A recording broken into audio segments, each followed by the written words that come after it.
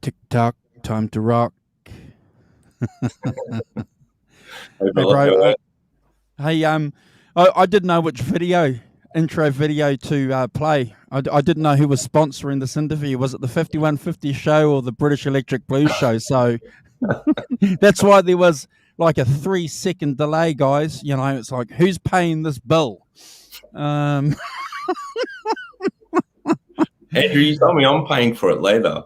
Oh, yeah, you are. Oh, that's right. Hey, bro, it's always a pleasure to see you. Thank you for jumping on. As usual, we're always behind. We planned to do this interview, jeepers, last year, I think. Yeah, we've had other important things come up, mate. Yeah, well, you know, well, that's right. You know, we've got the 5150 show that we do with Kurt, who's in the chat, and we'll do a shout out with him. We've got the Sunday show that we do with Simon, who's in the chat, and we'll do a shout out to Simon, and you know, all these other things that we do as well, called life and work, and you know, that has to get sorted. But before we jump into the show, bro, we'll just do a quick shout out. Simon, cheers, brother. Good to see you. We've got Mark Tanner, another Australian, joining us. Our brother Kurt 5150 from Seattle. Kurt? No, he's not from Seattle. He's from Washington State, which is close to Seattle. We've got Teresa in the chat. Who else, buddy? Who else? And at the top of the chat, we had Derek Clacton, who said, have a great chat, guys. I'm going to need to catch the replay. And thank you, Derek. We want to do a special shout out to Derek because he gives us some great feedback in the comments, man. Yeah, he's pretty in depth and very positive, and always great to read your comments there. So yeah, definitely. Thanks. I just curious to know, Derek Clacton, is that a spin-off of Derek and the Dominoes? Or have you been blessed with a name like that? So look, I'm going to assume it's a nom de plume. But whoever Derek Clacton is, it might even, you know what? I think it might be. I think it's Eric Clapton himself. It's Eric. It's Eric. He's just incognito. And that's the thing, you know, we can actually start, because I said it a couple of shows ago, Andrew, I've downloaded an app so I can see who's lurking. And I can tell IP addresses and all that, you know. So yeah, I'll have to look at Eric. I've got Eric's email address and phone number. I know you have. Yeah, well, I'll check him out. Yeah, why wouldn't you? He put a good word in for you when I said to him, you know, this guy Brad Cook seems pretty good. What do you reckon? He said, yeah, give him a shot. I'll fire him off a text message, and maybe you can give him a call tomorrow. He's daytime, you know, tomorrow. So he's probably sort of resting on the couch now with some slippers and a dressing gown, kicking back, watching the show. Oh, wow, mate. You know, I was just having a chat to a good friend of mine today at work, and we were talking about, as usual, music and guitars. And he's a big AC/DC nut. And yeah, look, you know, I love AC/DC too, you know, love it. You know, Back in Black was just an album that I wore out all the time. You know, love it. Love that album. And anyway, he showed me a couple of photos of Angus Young, you know, as he is today. And I just couldn't believe how mature the guy has got over the years. You know, he just, I had to kind of take a second look, bro, to, my gosh, that's Angus. Yeah. Yeah. Well, he's been doing it a long time, Andrew. So, you know, he's still amazing to be relevant at, you know, at his particular mature age that he's still doing it. It's amazing. Yeah. So I've got a question then for you. Obviously, obviously this is about questions, Mm. and you can be as truthful as you want and as in depth and detailed as you want. I promise they'll be good questions. Yeah. But yeah, so we're talking about AC/DC. So we know AC/DC are an Australian band, even though a couple of the guys, lived somewhere Yeah. where Simon lived over there somewhere where those northern guys were that wear kilts. Anyway, Yeah. when you were a young guy growing up in Yep. Australia, getting Mhm. into guitars and getting into music, how influential was or is AC/DC?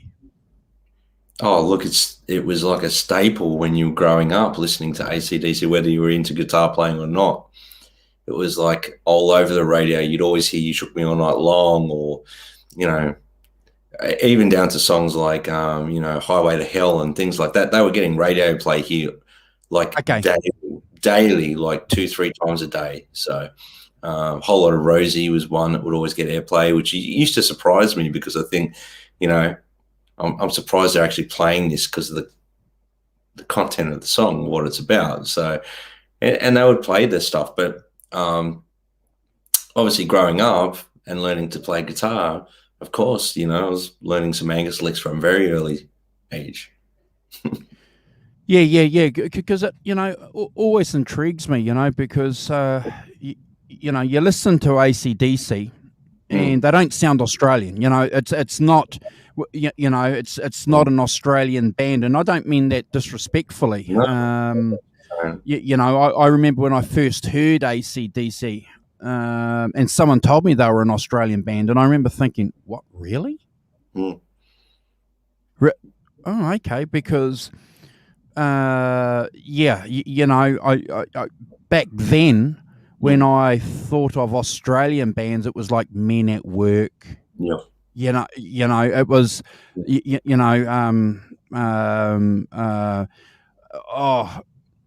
oh gosh, another Australian band, INXS, and Aussie Crawl, great bands. Yeah, Midnight Oil, Little River Band, so, and then to hear this, it was like, wow. Well, the interesting thing that since you brought that up is a lot of bands. We had the Angels, we had Rose Tattoo. They all had that sort of AC/DC vibe. Now, I don't know who really came up with it first, but they all influenced each other, obviously, and that created a spawn of, even like in the last 10 years, some really amazing bands that have gone for that AC/DC tone and sound. So, yeah, it's been like, AC/DC, I don't know if you've heard of a band called Screaming Jets. Oh, yeah. Even down to like bands like my friend's band, Baby Animals, they had a AC/DC vibe about them too, that big Aussie rock thing. So, yeah, it created an Aussie rock vibe, if that makes it sense. That whole thing of AC/DC's energy vibe, sort of root note Roger on the A chord while Angus is out there, doing the blowfly on the floor, spinning around on his back and doing the pentatonic licks. And it spawned we had bands like Screaming Jets that came out. I don't know if you've heard of those guys, that were very, very much in the same sort of vein. So, big influence at the time, especially through the 80s and 90s. It was really big. Then it spawned a mass amount of bands with that sound. Jet, another big band. Well, they were like 2000s, weren't they? And they were the same. There's a ton of bands that have come out since that have got that energy and vibe, which is something that they were unique for. You watch AC/DC. Some of my favorite live footage is watching like Bon Scott era and early Brian Johnson era AC/DC, because they were just phenomenal. They were intense. They were like a machine. They never stopped. They just kept going. It's phenomenal. Did you ever see AC/DC live? I've seen them a few times. Yeah, I saw them. I saw them a few times. I never saw them with Bon Scott because I was too young. But I saw them with Brian Johnson a few times. The last time I went would have been maybe 10 years ago now. the last time I saw AC/DC around that. But they were, mate. They come out. They still had Malcolm Young on guitar at the time, and they were kicking like a mule, mate. There was no stopping them.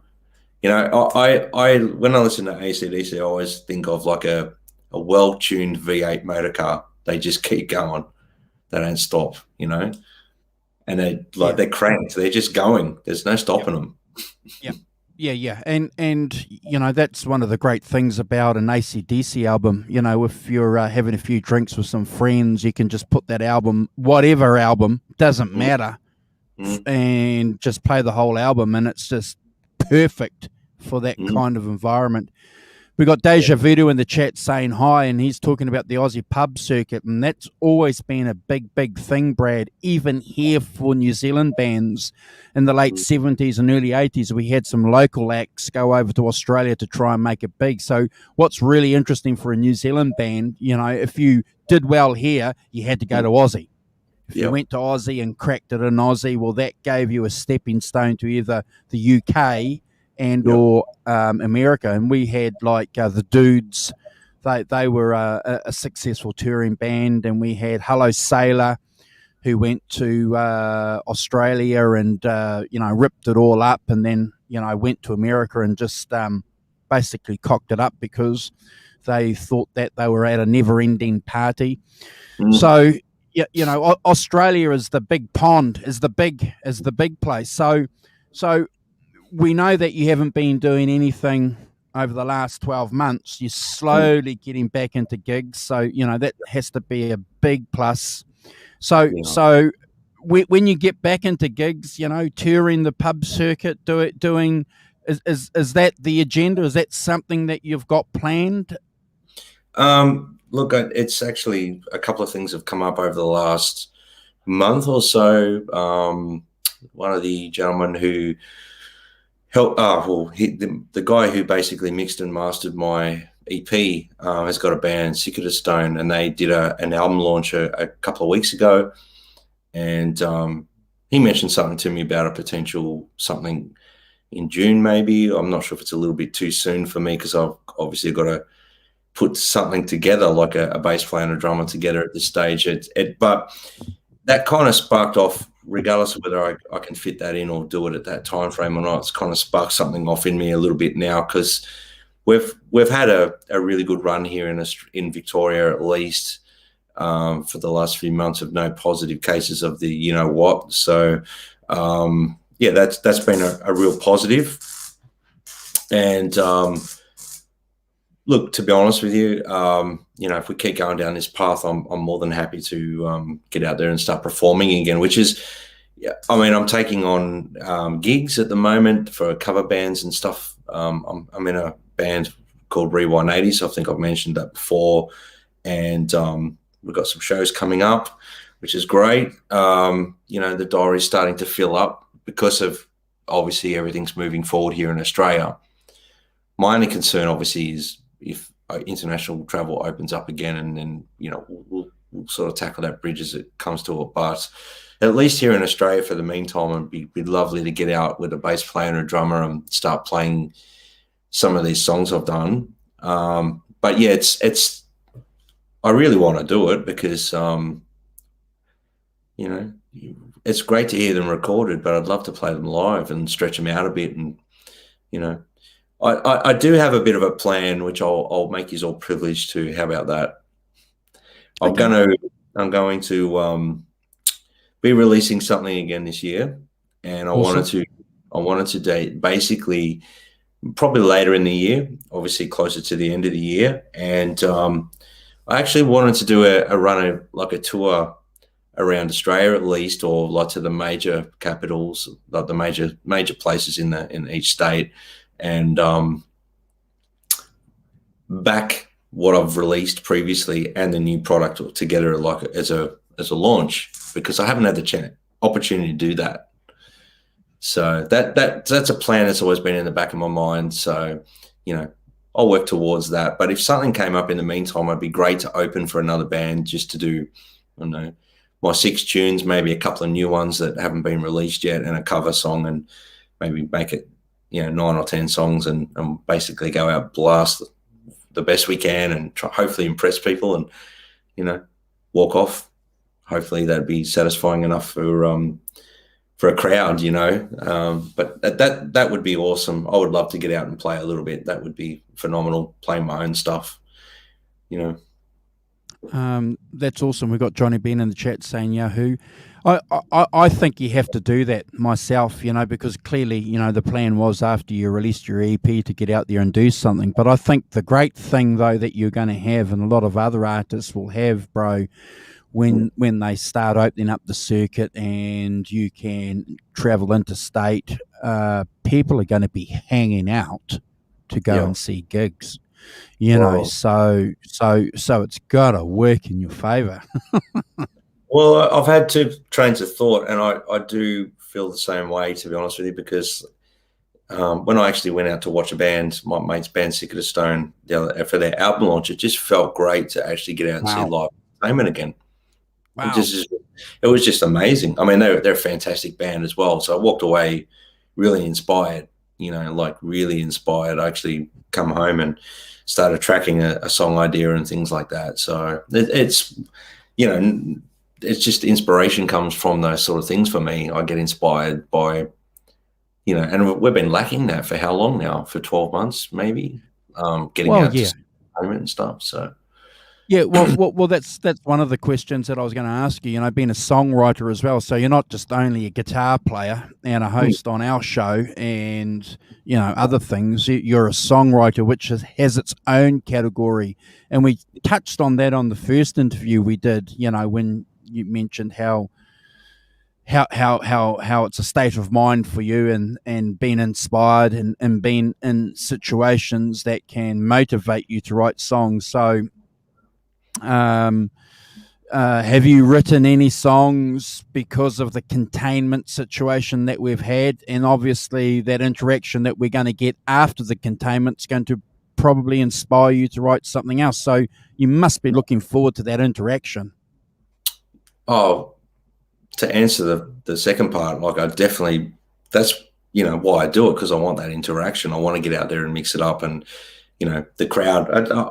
I get inspired by people in the crowd, the way they respond. It inspires you.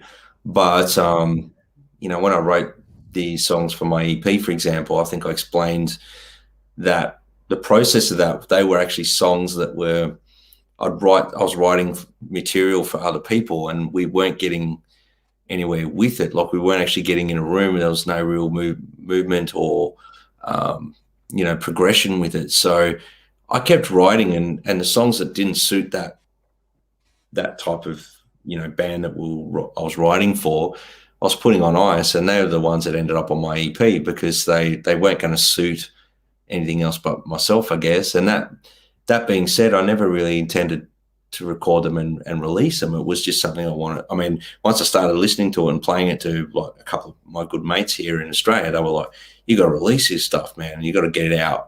It's like a timestamp. Get it done, and each time you do it, you're going to get better. And hindsight's a wonderful thing, because you can look back and sit and go, there's two trains of thought here. A bit of a silly idea to release music as an unknown artist in a lockdown situation during a pandemic that we have no answers for. We don't know how long it's going to go on for or whatever, and you don't really know what you're doing. But if I had waited to release that stuff, I may have gone down a rabbit hole trying to change them and make them different, and they probably wouldn't be the same. So it's kind of like the whole idea of what my good friend Matt at Colour Sound Studio told me was, get it done, release it, because it timestamps that moment, and then you can, the next thing, you just try and better it every time. It's just a process. So I'm really quite grateful that I was able to do that. And regardless of whether it was a smart move or not, I think I just needed to get them out just to reinvigorate myself as a songwriter. Sure. To prove something to myself as well, that I can actually do that, because I've always been the guitarist in a band, write songs, collaborate, maybe compromise too much on my own ideas to not quite get where I was at with the original idea. And this way I just did it all myself. I wrote the songs, produced it myself, recorded it all myself, and I'm proud of myself for doing that. Yeah, so that was a really big step forward. And I needed to do that for my own headspace too. I think I needed to, is it is there anything more therapeutic than music? I don't think there is. To me, writing, recording, playing guitar, just playing other people's beautiful songs on guitar, for example, on an instrument, is like therapy. You lose yourself. So I guess, for a lack of better ways of putting it, I was, through the experiences I've had in the past, maybe beat myself up quite a bit saying that I couldn't do it. And then I've done it. So now the next thing will be hopefully better again, and continue to keep, doing what I do best. But to answer the first part of your question, because I've gone a little bit deviated from that, I have written some stuff, yes. And some of it's the same sort of vein, some of it's a little bit darker, but it's the mood that I'm in. So it's, yeah. That's one. It's really just one of those things, Andrew. I get inspiration from things, and I'm working on a song idea at the moment. I'm probably going to change the title of it, but it's actually called Isolation, because it's kind of rebelling a little bit against, the idea of being locked down. But obviously, I understand why we're locked down, and I'm not against that. It was just I had to get that feeling out. And it's one of those things, as a songwriter, it's beautiful because you can get it out. You don't have to push it in people's faces. You don't have to plaster it all over Facebook because you're some, whatever conspiracy theorist type person or whatever. You can just do what you do and get on with it. It's done. It's like going through a breakup, putting that emotion in a song. Mate, if it's good enough for Eric Clapton to write a lockdown song, and Mick Jagger to come out with one with Dave Grohl today, it's good enough for Brad Cook Music to come out with one. I love that. That's beautiful. Yeah, that's perfect. I love that. That's awesome. Yeah, we got Sonia in the chat. Hey, Sonia. Yeah, so to answer your question, I have been chipping away. I will admit, there's been some times where I haven't been inspired to write anything, and I've sat down to try and write stuff. And I think you've just got to find that balance of, if you can't force it, something will take its course and it'll happen. You know what I mean? Well, it'll happen. Well, I'm privy to know a little bit about what you've been up to lately, so I'm sure the people in the chat watching the show won't mind me, saying, you've been working, doing, 12-hour days, and, for days on end, so,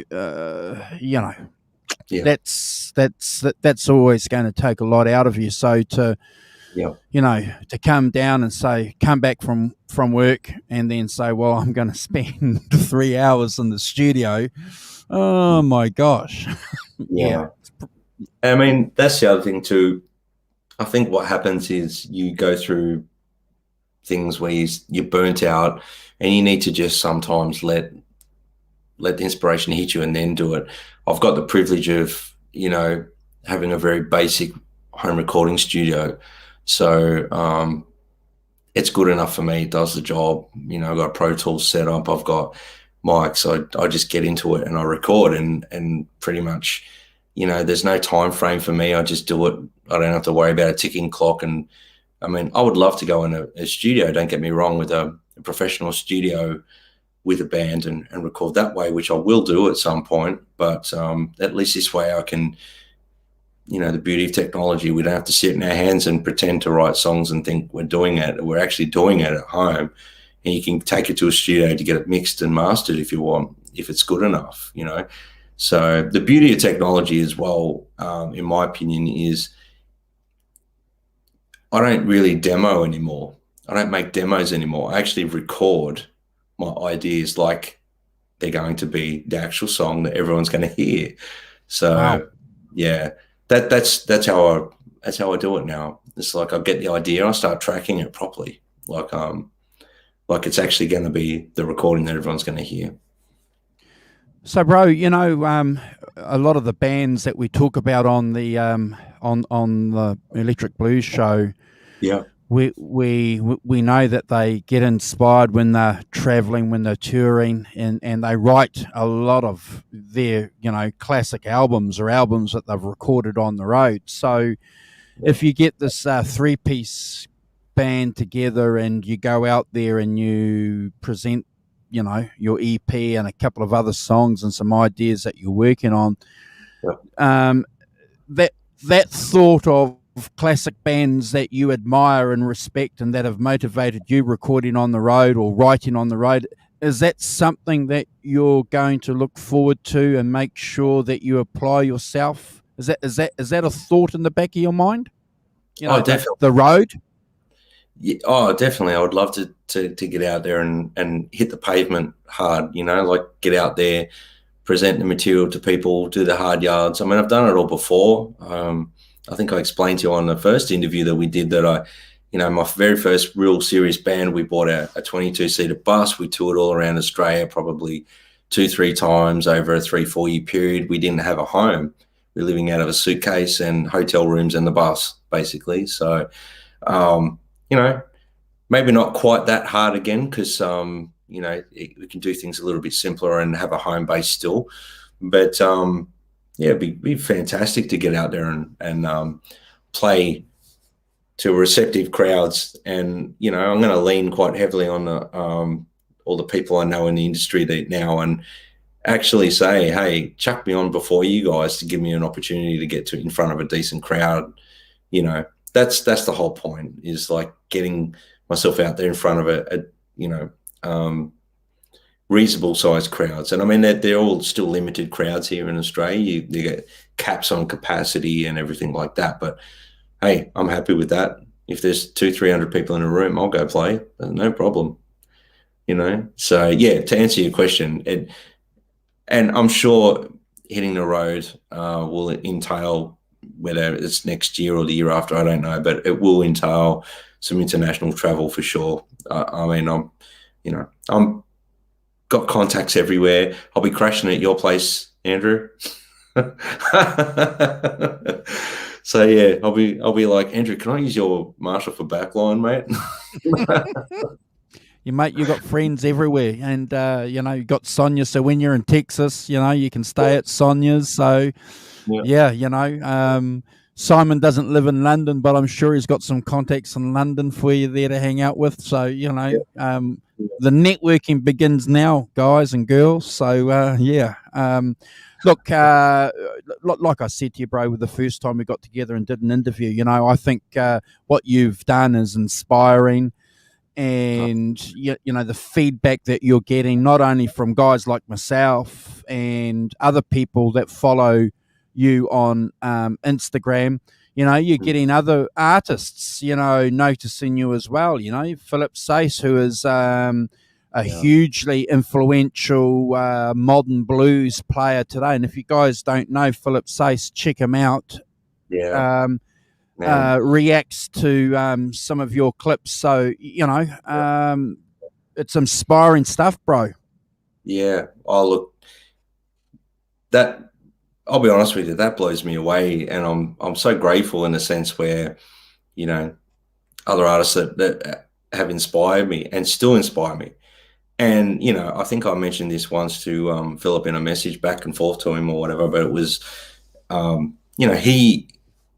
his Spirit Rising album came out, and that was kind of like what made me push myself over the line to actually get my EP done, like to finish it and release it, because I was just way inspired by it. I got such a really positive vibe from listening to that. And I've been following Philip Sace for a couple of years now. I've got all of his records. And then when Spirit Rising came out, I was just like, yeah, man, that I've got to do it. So it was one of the things that did is like push me to actually, it was like this little push just went, shunk. So thank you, Philip Sace, if you're ever watching this. That was, Yeah, so get yourselves over to Philip Sace's website, look him up on Spotify, listen to Spirit Rising. It's amazing. You know, phenomenal player, and you can hear his influences in there, but you can hear his own voice too, which is something I touched on, I think, last time, Andrew. I love how artists, you can hear their influences, but they create their own little voice as well. And yeah, Philip Sace has done that, in my opinion. He's taken all the good stuff from his inspiration, you know, and the people that inspired him through the years, and he's just pure. And he seems like the most purest, humblest, you know, spiritual type people that on Instagram or on social media or artists around today. So he's very, you know, go and check him out. I'm not going to sort of keep blowing hot air up his bum, but yeah, go check him out. He's amazing. He's phenomenal. Yeah, I agree with you. I think he's phenomenal. I came across him probably about 6-7 years ago, and just fell in love. You know, he's a guy that's got the Strat tone down, you know, really well. He's got, you know, without being disrespectful to Philip Sace, you know, the best way that we can describe his guitar playing is that he falls into the legacy and the category, but he's not boxed in Stevie Ray Vaughan's category. But that's what inspired him to be a guitar player. He talks about it freely, honestly, and openly. And you know, but as Brad said, guys, he isn't confined in that. He's not Texas blues. Yeah, you can hear a bit of his influence, Hendrix and stuff like that coming through, but he's taken it to another step, which is what Brad does in his EP. You can hear Mark Ronson, you can hear Hendrix, you can hear that stuff, you can hear that Cream stuff going on. So check out Brad's EP too if you guys haven't heard it. Thank you. Talking about influences, so we know. And most of the people here who are in the chat currently at the moment, excuse me, know who you're inspired by. You know, you're inspired by Clapton, Jimi Hendrix, Gary Moore. We've got some other shows planned around ZZ Top that we're going to do with you and I and Simon. We're going to do a couple of shows on ZZ Top. But talk about Slash being an influence on your guitar playing, and another guy too, which I think is really, really interesting, Lenny Kravitz, who is hugely influential for you as a musician. I'd like to see how you situate those two guys within, you know, your development as a guitar player. Yeah, great question. Because in the early 90s, obviously, you know, I was listening to like Led Zeppelin, Jimi Hendrix, all those guys, Clapton. And then basically, was it 1987 or something? I was in high school, first year of high school, I think, and I was still listening to like Lenny Kravitz. I wasn't listening to anything but Jimi Hendrix and Led Zeppelin and Cream and all that. And I was nicknamed Hippie at high school because they were all listening to Motley Crue and Poison and stuff, and I was listening to like Led Zeppelin and that. And then someone played me Appetite for Destruction on a cassette. I put it in my Walkman, and it literally blew me off my feet. It was like a life-altering moment, not necessarily just the guitar playing. I was hooked, and the melodic lead lines, the bluesy runs, the aggression in the playing, and there's such purity in the playing. So I became a Slash nut from that. Basically,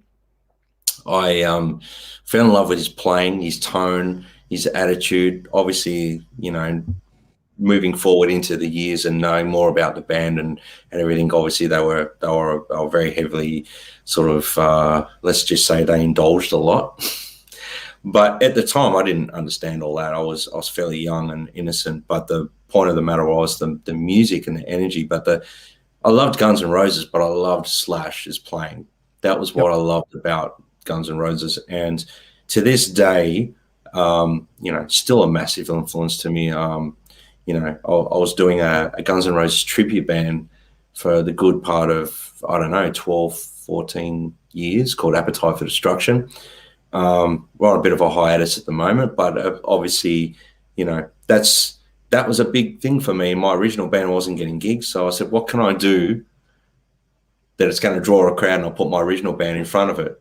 So I put together a Guns N' Roses tribute band because I could play all the Slash stuff, because I sat there meticulously, and this is in the days before YouTube, before, you know, I actually got a CD player at the time that used to be able to like start, stop, and it would just replay that one little section of song for you over and over and over. So I'd sit there with my guitar and I would just work out what was being played, and I would do that for a whole song, but break it down into sections. And I studied his playing pretty much for about 4 or 5 years of just playing that stuff. And my introduction to Lenny Kravitz, to answer the Lenny Kravitz thing, was Mama Said record that came out, and I saw Always on the Run on TV, and I literally just went, this is exactly what Slash should be doing, and this is exactly what I want to do. This is everything that was there was like, it was in black and white. Literally, it was a black and white clip. You know, I was like, wow, this has got that 70s thing going on, the late 60s, 70s vibe. It's funky, it's rock. So Lenny Kravitz became quite one of my biggest influences, and still is to this day. He's still relevant to me. You know, he's amazing songwriter. That album, Mama Said, really changed me. I'd sit there for hours just listening to that over and over and over and over, just listening to all those guitar parts, listening to everything. If you haven't gone and listened to Fields of Joy by Lenny Kravitz off Mama Said, that song, I sat and I worked out that guitar solo note for note at one point, because that's how crazy I was about Slash. I had to learn that solo. And to me, that's still some of my favorite playing that Slash has ever done on Lenny Kravitz's record. But again, and then obviously, you know, Craig Ross from Lenny Kravitz's band, phenomenal guitar player. The Are You Gonna Go My Way record came out, and it's filled with Craig Ross goodness. I mean, songs like Sister and Believe and all those songs are just phenomenal guitar playing on it. So if anyone wants to understand where I'm at, or where I was at as a guitarist coming up learning, that was pretty much where I was at. But I was still into the Clapton there, the Hendrix, the Stevie Ray Vaughan. But, you know, as everyone on the 5150 show knows, when For Unlawful Carnal Knowledge was released, that just changed me as well. So I had all these different influences, and I still do at this day. I listen to such a broad spread of music. You know, in 1987 or 88 or whatever it was, I got 5150 record, but the Carnal Knowledge record just made me a Van Halen nut, to the point where I went and bought a 5150 head, and I did the whole thing. You know, I went crazy on it. I realized pretty quickly I couldn't play that way. So I stopped chasing it. I just thought it's better to just continue to do my thing and just be who I am. But I could not get enough of listening to Van Halen at that point. And then when Balance was released, that knocked me off my feet as well. I was just blown away. And then going backwards with all the early Van Halen records, it's just, you know, as you do, you get into an artist, especially with blues artists, you know, you go back and listen to their earlier stuff. And I got heavily into Buddy Guy there for a long time, and I still love Buddy Guy, but I got heavily into Buddy Guy, and I went backwards. Was it Heavy Love, the album he did? I've forgotten what it's called. Heavy Love. And then I went backwards from there, and I just couldn't believe what I was listening to. And I could hear everything, Hendrix and all those guys, and I could hear where they got it from. So that's always a wonderful thing too, to go back and listen to, you know. And the beauty of, I guess, one of the advantages of stuff like Spotify is you can go back and got this stuff quite accessible Oh yeah. I remember when Are You Gonna Go My Way came out in '93. It was phenomenal. I was hanging out with a couple of cats, and we were just blown away by it, and we were fans. I remember when when his first two other albums came out, but I think that third album Yeah. sold me because Yeah. he was inspired and clearly. And then when the video came out, and then we can see what his band was doing, and we were blown away because this guy was being influenced by everything that we liked. So he wasn't grunge, because you got to remember in '93, '94, there was the grunge scene going on, and Lenny Kravitz isn't grunge. He's channeling something else, and his sound in that early 1990s period was definitely identifiable. It was a hot album, that third album. Everybody was listening to it. Yeah, 100%. I mean, everyone goes to "Are You Gonna Go My Way," the actual single, but the whole album is phenomenal. It's just, even there was I don't know whether it's available on Spotify. I'd have to check, but there was like a expanded edition of that came out here in Australia, and it had extra tracks on it. And there was a song on it called "Spinning Round and Round Over You," and I just love the guitar playing in it. It's like really, really sexy playing. Just the vibe of the song. I can hear Beatles. I can hear Hendrix. I can hear Sly and the Family Stone. I can hear so many things in his music. It's identifiable as an era, and you're 100% right. I mean, at the time, Nirvana were relevant, Pearl Jam, Stone Temple Pilots, Alice in Chains, Soundgarden. I mean, the very first song I ever learnt on guitar was "Smells Like Teen Spirit." That was the first song I learnt on guitar. That was my first thing. Just the that was my introduction to playing guitar. So, and I thought it was fantastic that I could play the bit in the verses, and it was my thing. But at that time, Lenny kind of was like doing his own thing, and I liked that.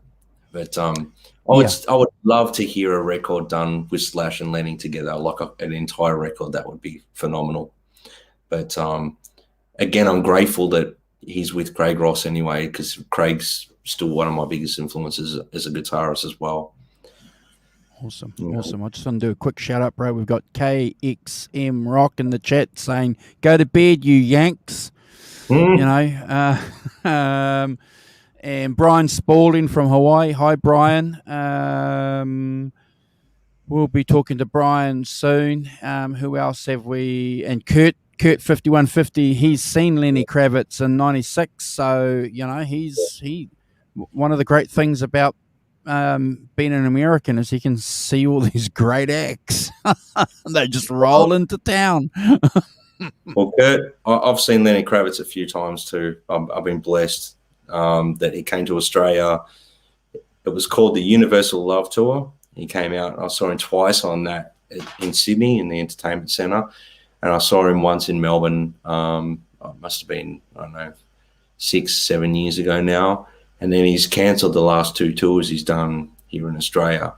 One was for a personal reason, and then the second one was because of the pandemic. So, unfortunately. Okay. And we got Warren in the chat too, bro, saying, "Hi, guys. He just got back from a 12-hour chemo session. I'm buggered." Bro, we're praying for you, and we're thinking about you. So, keep us up to date with your progress, bro. And, if you're buggered, don't watch us. Go and get some rest. Go rest up, and you'll see us. We're on all the time. You'll see us again. So don't stress about it. You go and rest up, mate. Yeah. Look after yourself, bro. Yeah, we need you, and other people need you too. So, yeah. Exactly. Hey, so it's a shame you didn't get to see Lenny. But we got to be optimistic, don't we, and hope that these international acts might come back, and obviously it's going to provide an opportunity for you to split and perform and do something overseas, because that's got to be the goal. Yeah. Has to be. Yeah, I'd love to get over to some of the yeah, even some of the festivals and things like that. Even if I could just get on as a small act and just get on and play before people and just plug in and do my best to try and impress and connect with people, that would be amazing. Yeah, it's all good though. It's all positive. I think out of all the negatives we've had over the last 12 months, I'm seeing a lot of positive stuff now, and I'm grateful in a sense we've had time to readjust and look at things a bit differently, and the smaller things in life, like that we took for granted, like be more grateful for them, and like for the opportunity to go watch a band. I mean, we should be more grateful for that and respect that and honor that. Like, go and see a live act, give them the support. That's it for me. I mean, like, for me, I'm looking forward to getting out and supporting a lot of my friends that are performing as well, and doing that. So it's a wonderful thing. We took it for granted, I think, before this pandemic came through. Yeah, I think you've hit the nail on the head there, bro. We took it for granted, going out on a Friday and Saturday night was right, and don't get me wrong, I still think it is, it should be, we should be able to go out and have a few drinks, and catch some live bands, and, and especially Melbourne, Australians and New Zealanders know exactly, Melbourne is the, sports and entertainment capital of Australia, there's a lot of guys making a very good, a pretty successful living, playing music in Australia. So it's definitely got a scene going on there, and we just hope that cranks up soon. And Brad's part of it, and we've been blessed to have you on our show for you're coming up. What is it? 6 months. So it's like a blur, Andrew. I'm not sure. And that's been a highlight for us as well, having your input and having your contribution to what Simon and I started off here, and now you're part of the furniture. You're a permanent co-host until you get your international gigs, and even then we expect you to jump on and do something, even if it's for 5 minutes. I'll take it to sound check will be great. But look, we're all hoping that you get that opportunity, and as Kurt said too about your EP, he's been pumping it, and I know Sonia has been as well. She's been pumping your CD on other Facebook groups and other social media platforms. So, that's what we have to do too. As ground root organic fans, we've got to do it. We've got to spread the word. Spread Brad's Instagram account, and if you guys don't already know it, here it is there. There it is there. So, let's get that out and help Brad build his brand. Thanks, Andrew. I appreciate that. I mean, it is one of those things we've got to, it's like I do with my friends that are in bands and stuff like that. I think it's very evident now that, it's up to the people to help support and get the name of the artist out there. Just as much as it is responsibility to myself, So, but it can get overwhelming at times. I will admit that, because you kind of think, oh man, this is just like getting nowhere. But I think, the more I keep sort of thinking about it, the more is like, well, this is what I'm meant to be doing. So I've just got to keep doing it. Just got to keep chipping away, and eventually someone will take notice. That's the point. So,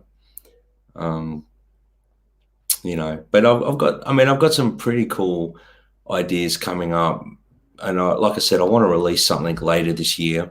So we'll see what happens. I'm not gonna put too much on myself. Like if I can't get it out by the end of this year, well, so be it. But I want to do it properly this time. The next thing I release, I want to be able to perform as well, like get out and perform as well, not just release it like digitally and then not be able to back it, if that makes sense. So Yeah, makes perfect sense. We've got Robot saying g'day to you as well. So he's, he again, he's been inspired by your music as well. He's said some great comments too in previous streams we've done. So, thank you. Yeah.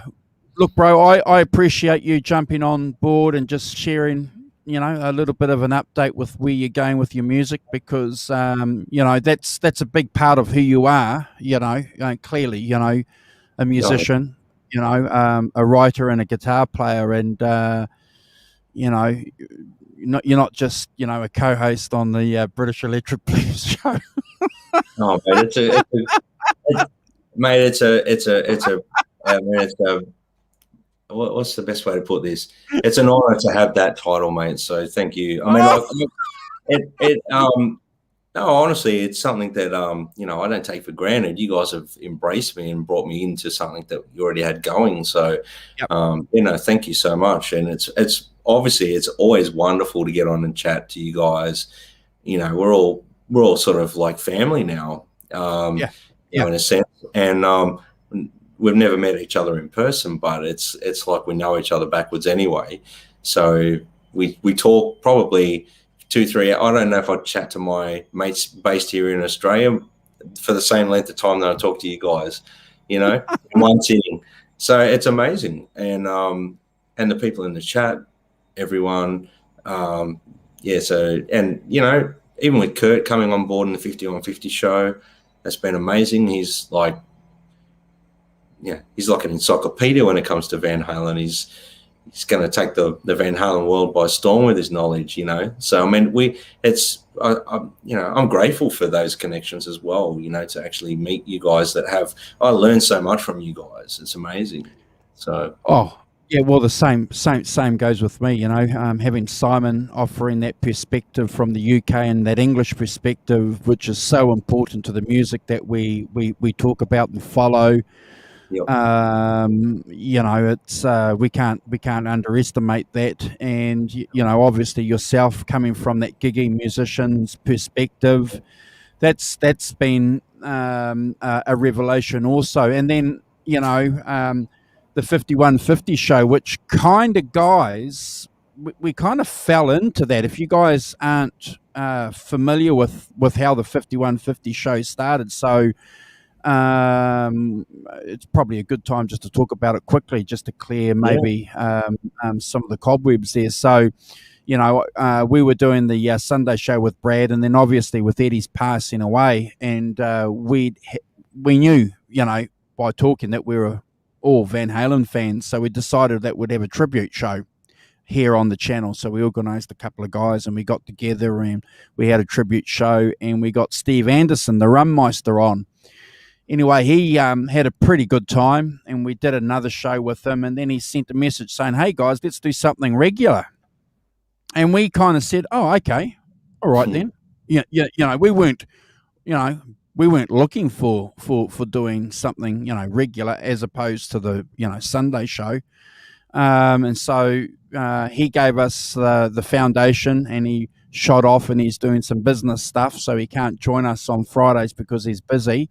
So we just co-opted Kurt on. We grabbed him, I think, didn't we? We just sort of, I think we just said, I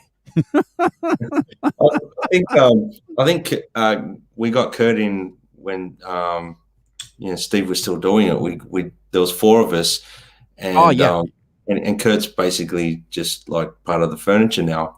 He's not allowed to go either. It's like you said to me, you're not allowed to go now. That's it. You're stuck. So and I like what we do too. I like what we do. Between you and I and Simon and Kurt, we do it our way. We do it slowly.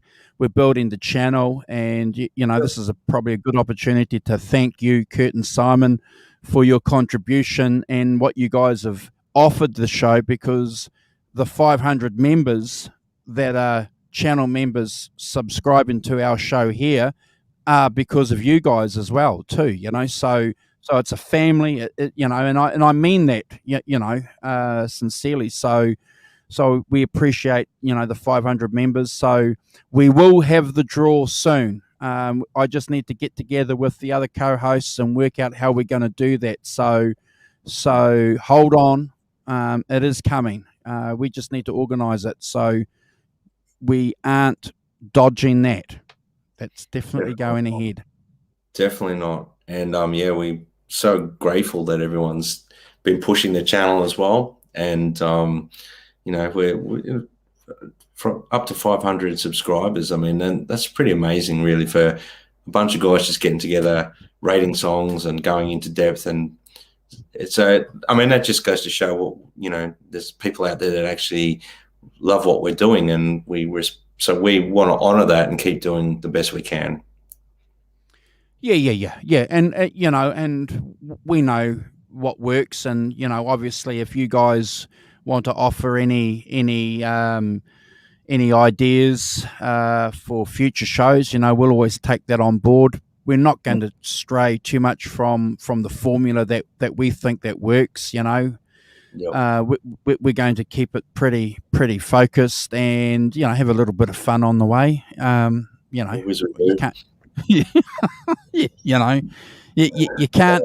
You can't do these things without having fun. That's got to be the key. And it's the whole reason we listen to music, or we play an instrument or whatever, or we talk about it, and it's because we love it and it's fun. So we resonate with it, so we enjoy doing it. And then obviously, 3 or 4 blokes hanging out talking about a favorite band, it doesn't really get much better than that, really, does it? Yeah, absolutely. And there's a good point here that Nerd Halen surprised us last week. That Kurt has just thrown in the chat. So, the idea behind Nerd jumping in, he was in the chat, and we kind of said, look, you organise Kurt and get Nerd Halen on to a future show. And he said, oh, I'll jump on now. So that was cool. Yeah. I mean, I must admit, I was like really warmed by his stories. They were amazing. To sit and listen to some of the things he was talking about with his memories with Ed and stuff like that. It was just amazing stuff. And to actually sit and be part of that, like listening to that, I mean, that you get off from an episode like that, guys, in the chat, or anyone's watching this later.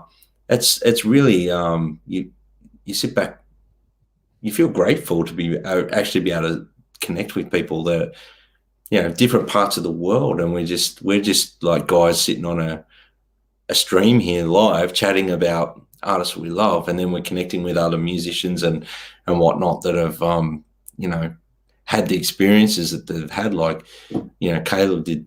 That was amazing. So and mate, honestly, when he was talking about some of those meetings with Ed, I was getting not ready to bawl my eyes out, but I was like feeling that. I was actually feeling this, like, emotional. It was like, wow, man, that's such a beautiful memory to have too. Yeah, and I'm a little bit like you, bro, too. I was just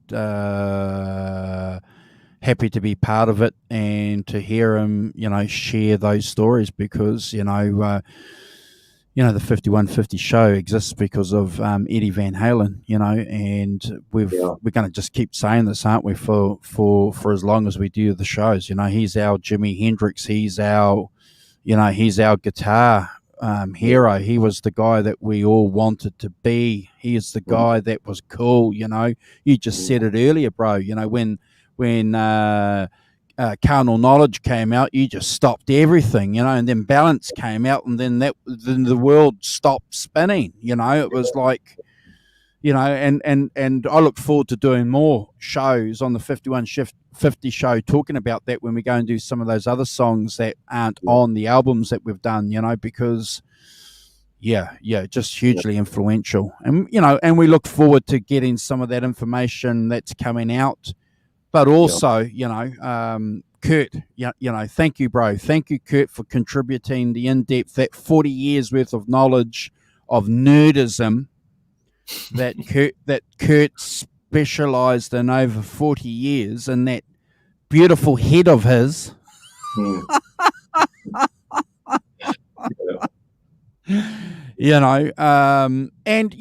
I'm going to tell you guys this too, and he won't mind me telling you this, and I'm sure Brad won't mind.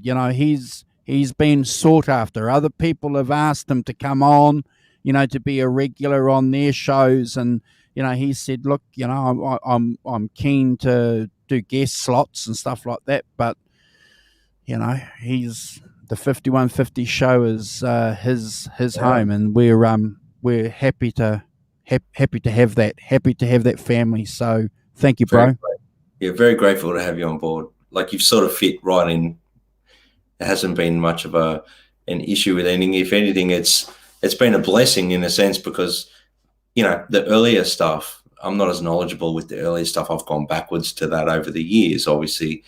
So he's got the knowledge, man. He's got and if you want to, diss the Rev, he's got his books anyway, so he'll pull it all out and he'll show you. He's got the Bibles. He's got what is his stacks about this? We can't contradict them.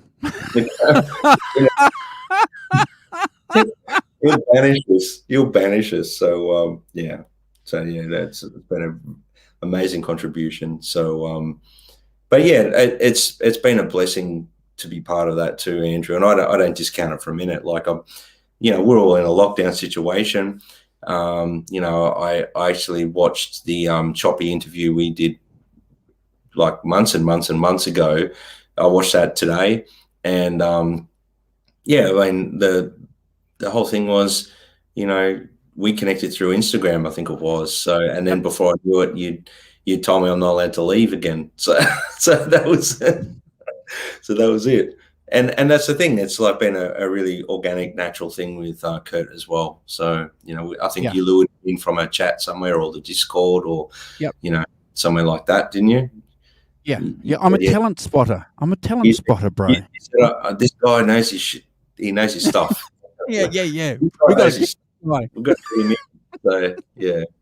That's But, no, it's good. It's fantastic. And so this is the plan for the weekend, bro. So Brian Spalding is on the chat. So I'm going to hook up and maybe do something with him on Saturday with Simon. We just need to work that out. And then Sunday afternoon, you and I will kick off and do something with Michael, which is part 2 of this show here.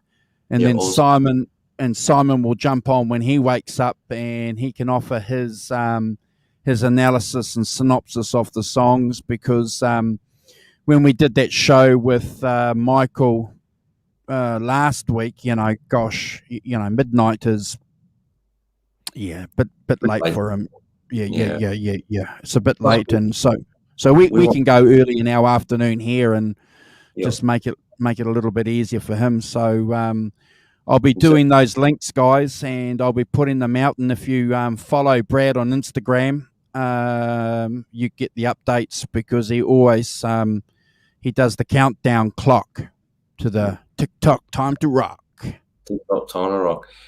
Yep. Hey, Andrew, I've got a question for you, mate. Did you I'm a big Univibe head. I love my Univibes, and you asked me a couple of questions, and I actually even sent you a little video and my little secret settings and the way I do it.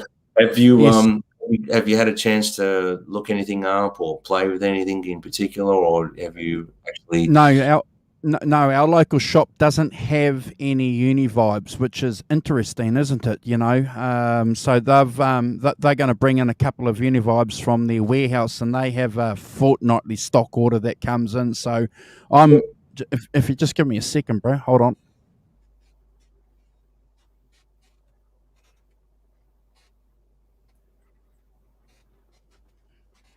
So I'm going to look forward to taking my my Strat tuned E flat into the shop and plugging that in, because I have been inspired by you, obviously, bro, but other people as well, talking about Univibes. And isn't it interesting that when you talk about something and you It popped kind up. of, yeah, and you're looking and then you kind of see it, and guys are talking about this Univibe. There's a guy playing a Telecaster and he's saying that the only pedal that he's ever going to ever recommend anyone gets is a Univibe. And I thought straight away, as soon as he said that, it was only a couple of days ago, I said, gosh, you said the same thing to me. I think you said the same thing on the show. If there's Yeah. one pedal you're going to have, it's your Univibe. Yeah, Univibe or one of the two. But I mean, yeah, I've been quite, I guess, for a lack of better ways of putting it, I've got a pedal that was sort of built for me, which is fantastic. But there's such good quality Univibes out there now, and I was just curious to see, my Univibe it's on my recording a fair bit. You'll hear it. It's not flooding the tones. I'm not trying to be Robin Trower or Jimi Hendrix with Univibe usage, but it's in there. You can hear it, and actually, it's just there. So basically, I just quickly laid out something before the show. Okay, awesome. So those there, wow. Hold on, bro. Are the instruments I used on my EP. So the Strat there. Yeah. The bass. It's a 5-string bass there. I use that. Wow.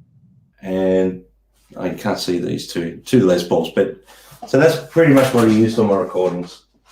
That's that one. Everyone's seen that. I don't think people can get enough of that. And this one. So this one here, Wow. I played a lot of lead stuff on this one, and some of the choppier rhythm parts on that one because it's a little bit bitier than this one.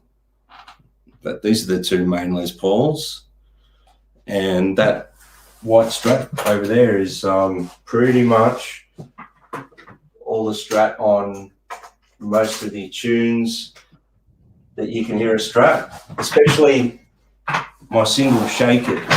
It's all that guitar. There's no other guitar. It's just really just that guitar. Yep. Wow. Yep. So the film clip to Shake It, I'm using two guitars for the film clip, but that's what I used to record. Just a 79 3-bolt neck Strat. That's it. And my Marshall. Thank you, Teresa. So yeah, that was pretty much. I thought that would be worth, showing because we've been talking about the EP, so I thought might as well highlight the equipment. Well, yeah, I'm glad you mentioned that because that was a question. Your gear that you've used. So, do you have a preference when it comes to those Les Pauls? I know that the gold one is one that you love, and that's the one that you talk about. So I'm going to assume that's your baby, the one that has the pots, the pull. Well, they both have them, Andrew. So, oh, really? Oh, okay. What I did on this one was I did all the mods to this, and then I replicated it on that one because they're both. Oh, okay. So I got the push pulls on the volumes. So that's for the neck pickups. So that's your volume and tone. That's your volume and tone. And on the volumes, I've got push pulls. So they're single coil tap. So, I think and you've got Aldrich pickups in those, haven't you? Yeah, there's Aldrich ones, and I did exactly the same thing to the other Les Paul as well. Exactly the same. So yeah, beautiful. I'm actually doing my homework now because I've got to get this thing refretted. It's I've had it since '99. The frets are fairly worn. I think it needs a fret job. So if there's anyone in the chat that lives in Melbourne that knows anyone who's really good with refretting, I'm entrusting this with someone, my baby, to do a refret. So I need to find someone. Yeah, I've got no idea about any experience myself. I've had no experience, I should say, myself with refretting Les Pauls. I've had a Strat refretted, and that was about that's 500 New Zealand dollars. So Yep. it's not cheap to get that done. But the thing is with a Les Paul, if you hold that up, bro, on the neck there, you've got the binding. You see, so Yep. how do they do that? Yeah. Well, I think from memory, there's two types. So if you look here, I'll try and get it closer, guys. So your frets on the edges, the binding goes over the fret. Okay. So there's two options. They chop it, like they cut the binding and then they just refret right up to the edge. Okay. Or I believe what they do is they peel the binding back. Which I'm not sure if I'm happy either way. So I just don't know what to do. So it's kind of like that thing, I guess, for a lack of better ways of putting it. I just want the job done properly, whatever works best. Because it is, that's the thing as well. These are tools for me. Like, even though I've had this since 1999, but I mean, this has played every single gig with me. Wow. Since 99. So there's some sentimental attachment to it now. But so what I'm getting at is, it needs a refret. I mean, I can still play it. It's just, I mean, I bend a lot, so it's so when you do those bends, I can really start feeling I'm digging into the fretboard a bit. So refret time. But I'm happy to spend the money to get it done properly as well. I'm not a cheapskate. I don't want to spend millions of dollars, but Kurt, I was going to ask you about your refret on your Axis, and that's the other thing too. I'm actually, my next recording, it might feature the Axis a little bit that I purchased as well. Maybe we'll see. You got to do a tribute to Eddie in some way or some form. Well, I'm not telling you what to do, bro, but I'm just,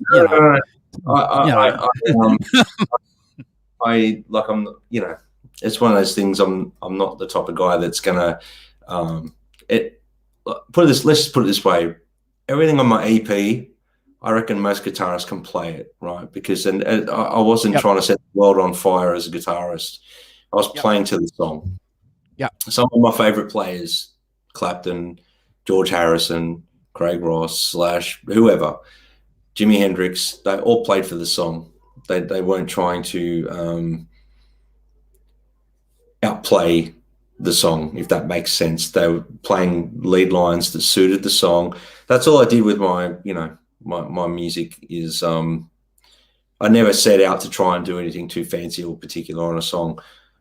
That being said, if I was going to do something that was a tribute to Eddie, which don't know if I'll do or not, but if it was, it would be a challenge I'm not sure I'm up for. So it's because Ed was someone that I don't think can be replicated properly, in an original sense.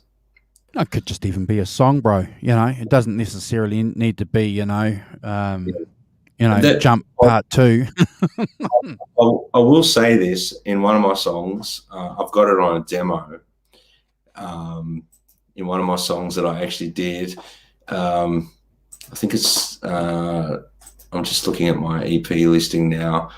I think it was, just forgive me, guys. I'm just trying to rack my brain again. It was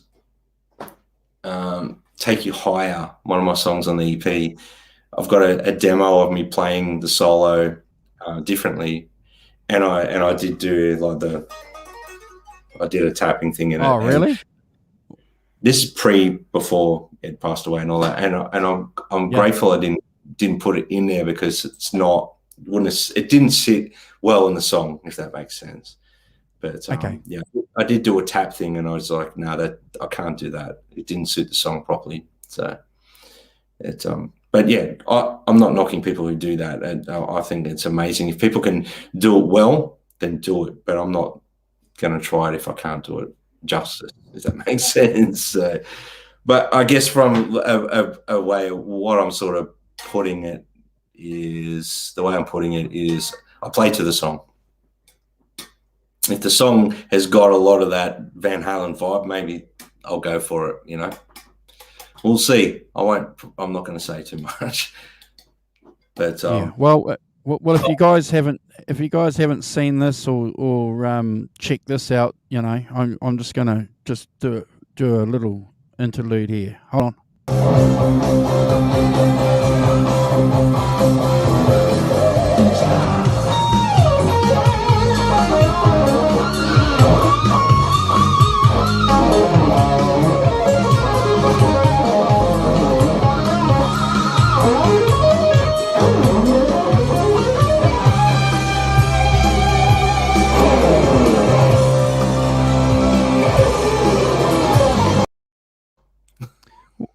What do you reckon, guys? I reckon he could pull it off.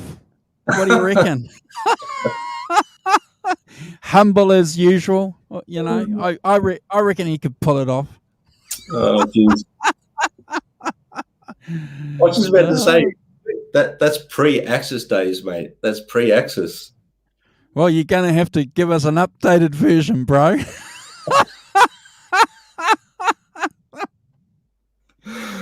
Oh my!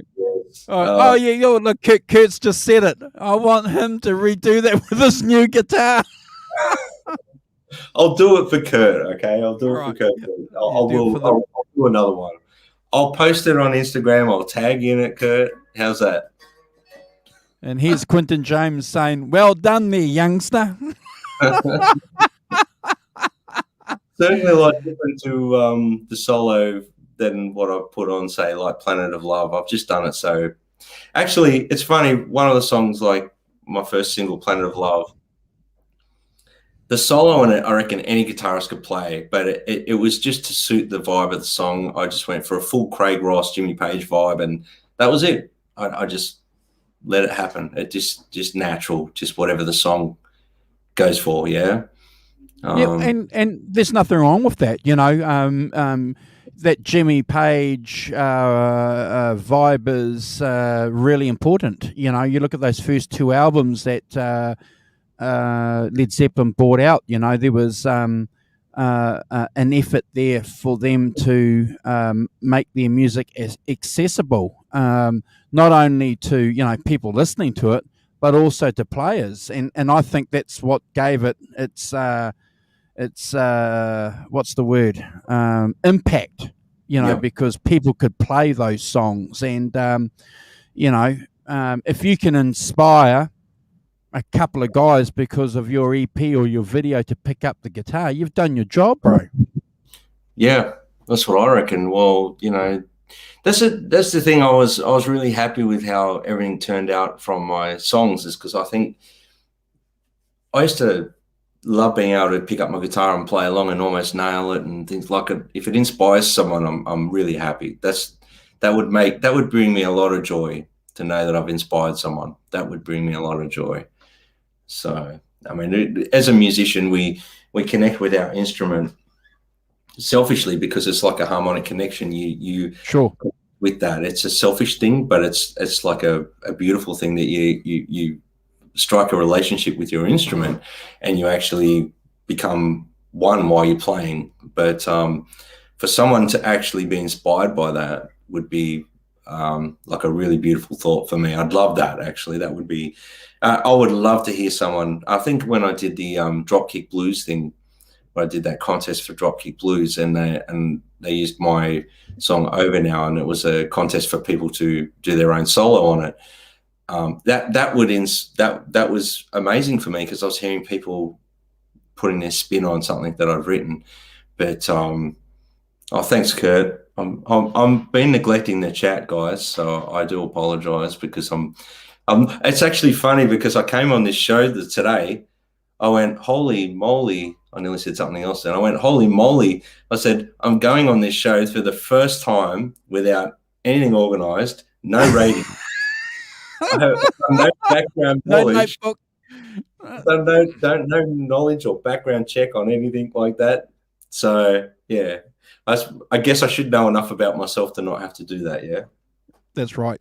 And that's what we do, guys. Seriously, we do prepare ourselves. We do share some responsibilities when we're talking about a topic, and the co-hosts pretty well know where each co-host is going to come from, and we might even, as Brad mentioned earlier, we might message each other. Look, asking, look, does someone know something about this, or is someone going to be taking this perspective? Yeah. So I'm just letting you guys know. It's just it just takes a little bit of effort to come out and at least prepare yourself, because you've got to have something in your head when you're talking about something. So I'm glad that Brad knows all about Brad. That's what I was going to say. If I didn't know enough about myself, there'd be something wrong, wouldn't there? But I was. Well, hold on, bro. I just can't believe he's still got that bloody guitar in the cart. Can you believe that? No, I thought he would have owned it by now. He's still got those parts in the cart. He hasn't. Just commit. Just commit, right? So I spoke to Andrew a little bit about that Axis, and then I just committed. I just went and did it. I just went, do it. One thing I thought of though, Andrew, before I came on, I thought I'd privilege anyone here that's interested in a small snippet of one of my new songs. Yeah. Just a guitar solo maybe, or something like that. Yeah. I don't know how it's going to come across through this. I won't play too loud, so I don't want it to blast the hell out of the StreamYard, if that makes sense. But I did have it lined up, and I've kind of lost it. So just give me 2 secs. I'll find the spot. And but yeah, I figured I should have something to talk about. Yeah, so that was my homework. I thought, well, maybe I'll play a small snippet of one of my songs. And where is it?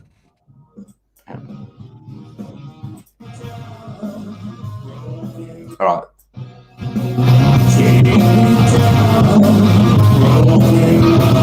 Can you hear that?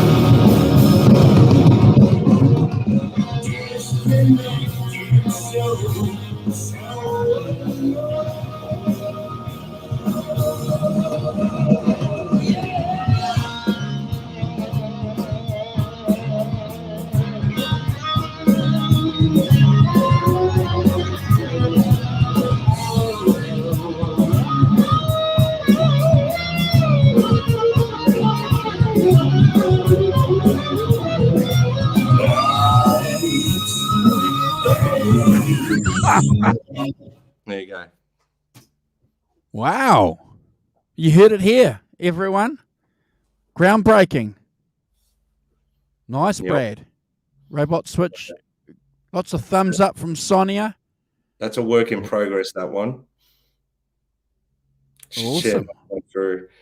Yeah, well, it's the thing. It's a work in progress. So until it's 100%, I wouldn't play the whole thing for everyone. But that was just a one take. I just went, by the time I got to the end of that little recording session, I was quite happy.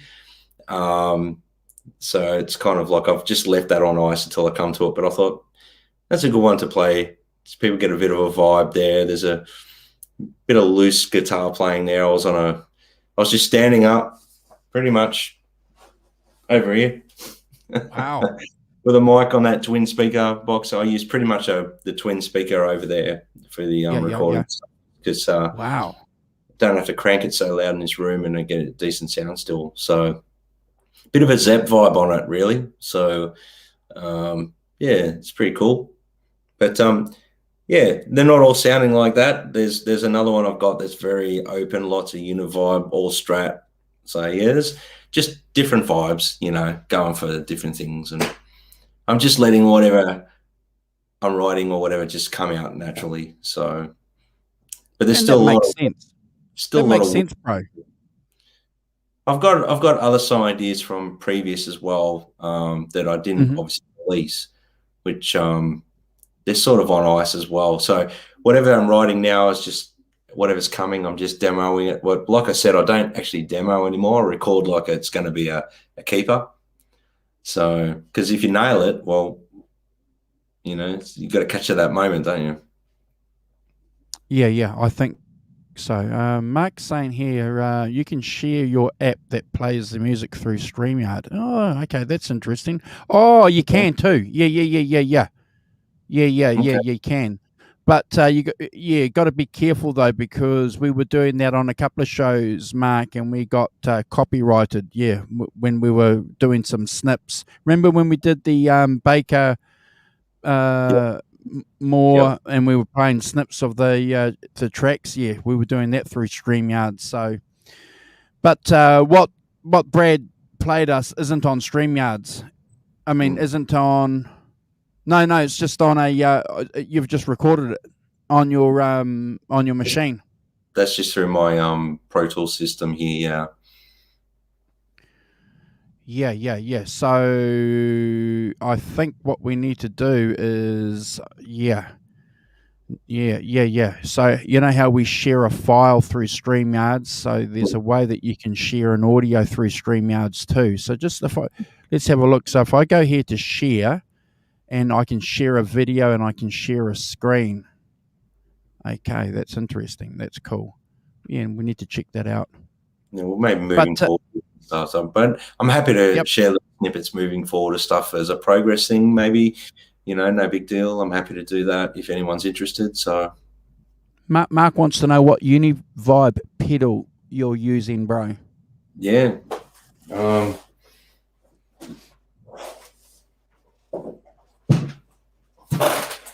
Easier to explain it if I've got it in my hands, isn't it? Yeah. This way. So it's called a 69 Vibe. It's that one right on the corner, the purple pedal. And it's built by Sean Klinger here in Melbourne. Klinger pedals, you can look them up.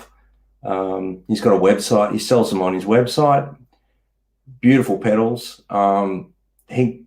We tailored it a little bit, but it's pretty much what you can buy.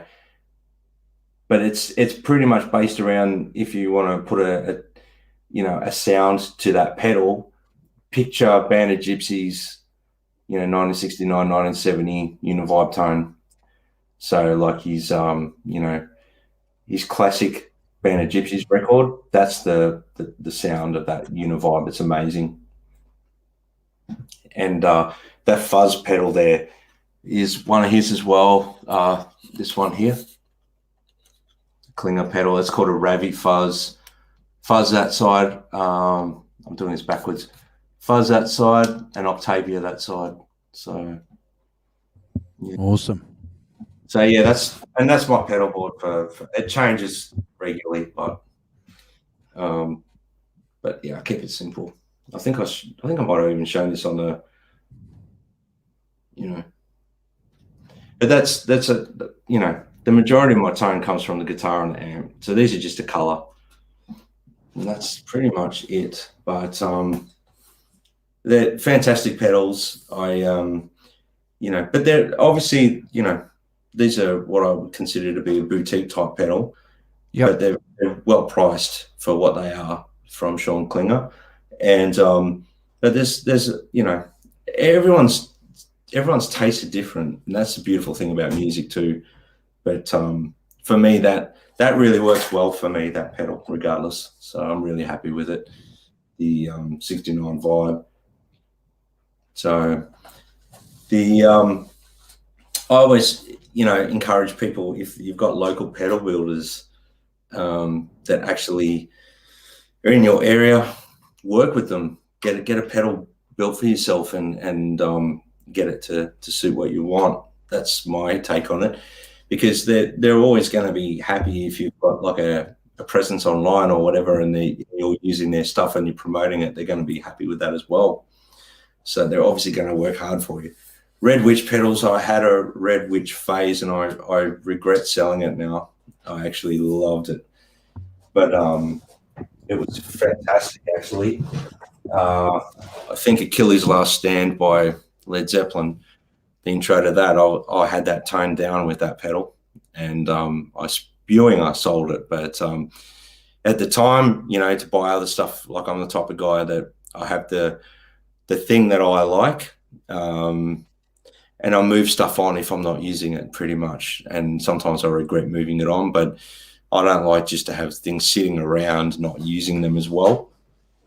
But, I have a bunch of pedals that I swap around depending on the gig. So, yeah,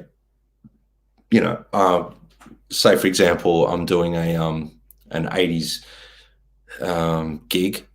I'll maybe incorporate the EVH phase and a chorus pedal just to get more of a chorus and take, say, the fuzz off and the univibe, because it's not going to suit like an 80s vibe thing.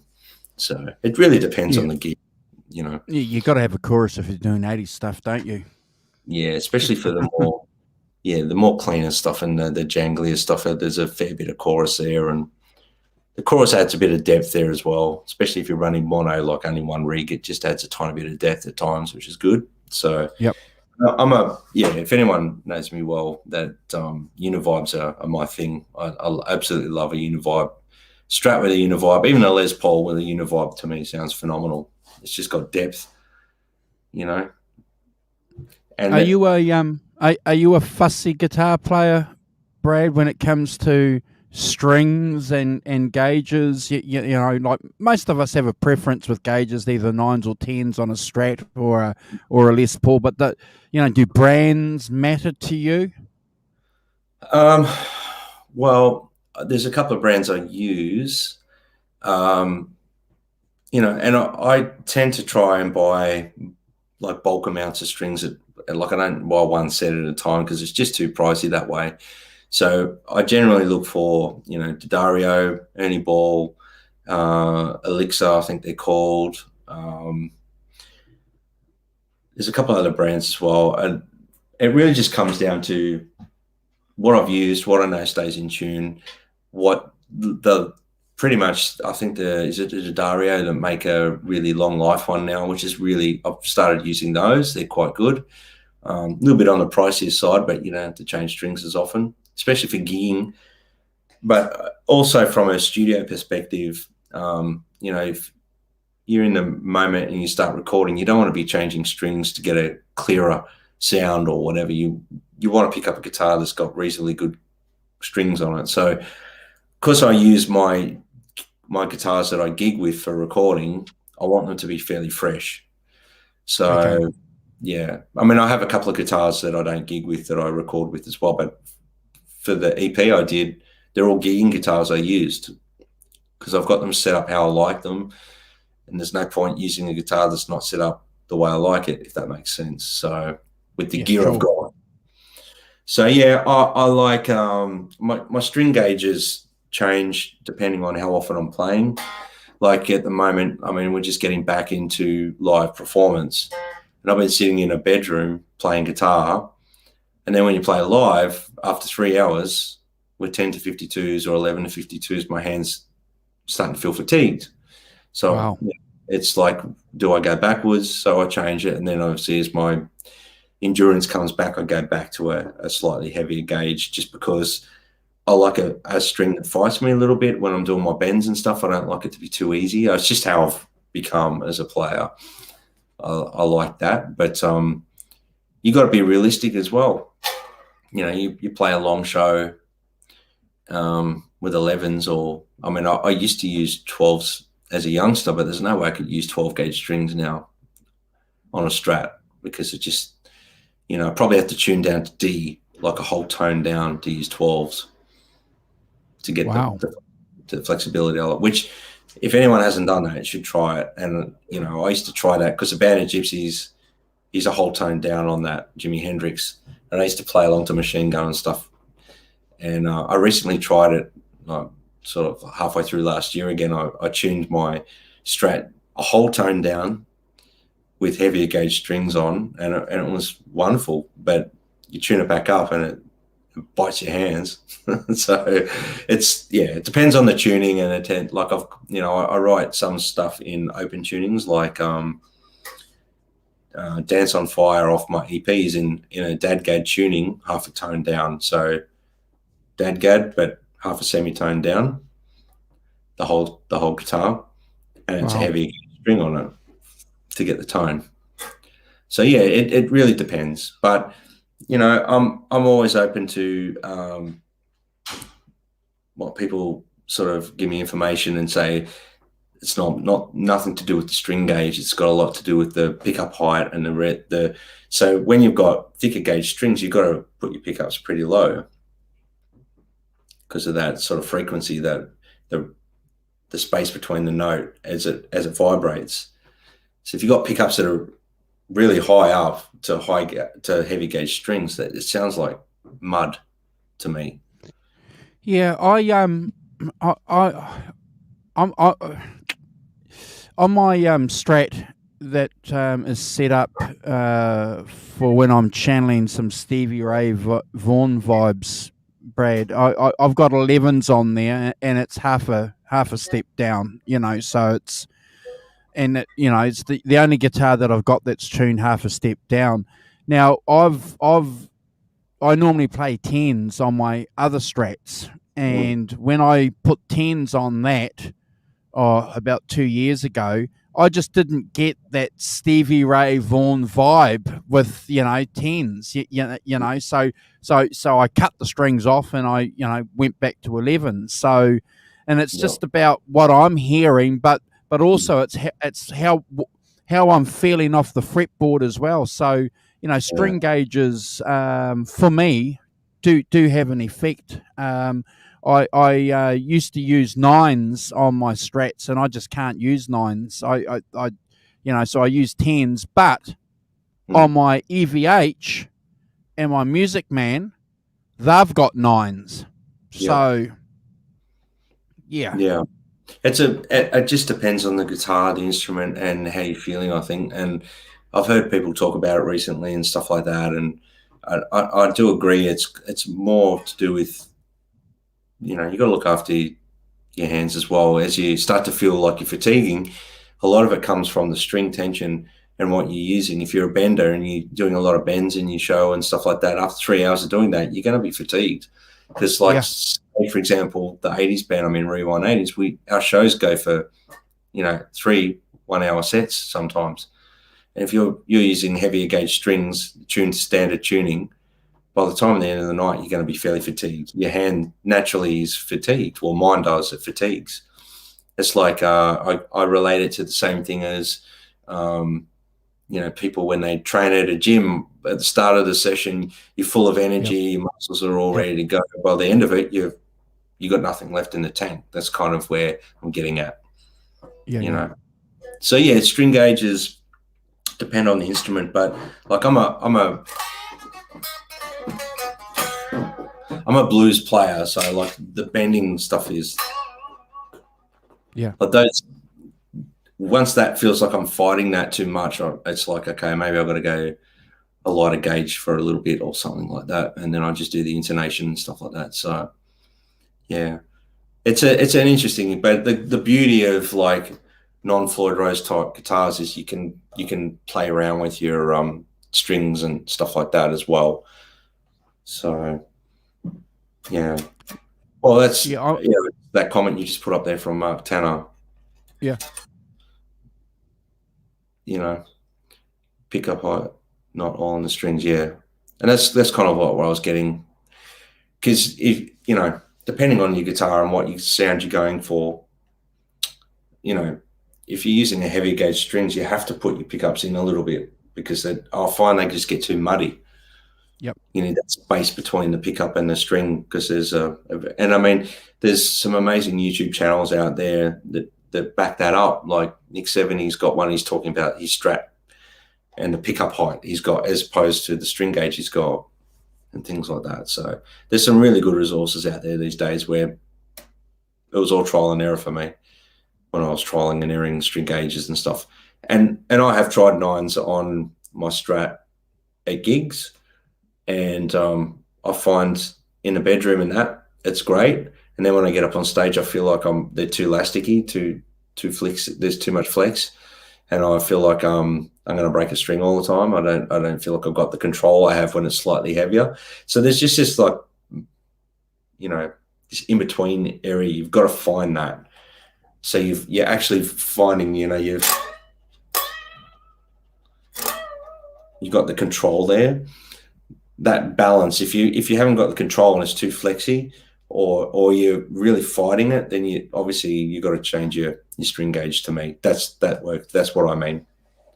Rick Beato about a year ago put out a video talking about using 8 gauge and 7 gauge strings on Les Pauls, and they did some sound snips, and they were saying that the sound dynamic and all that on these 7s and 8s was fantastic.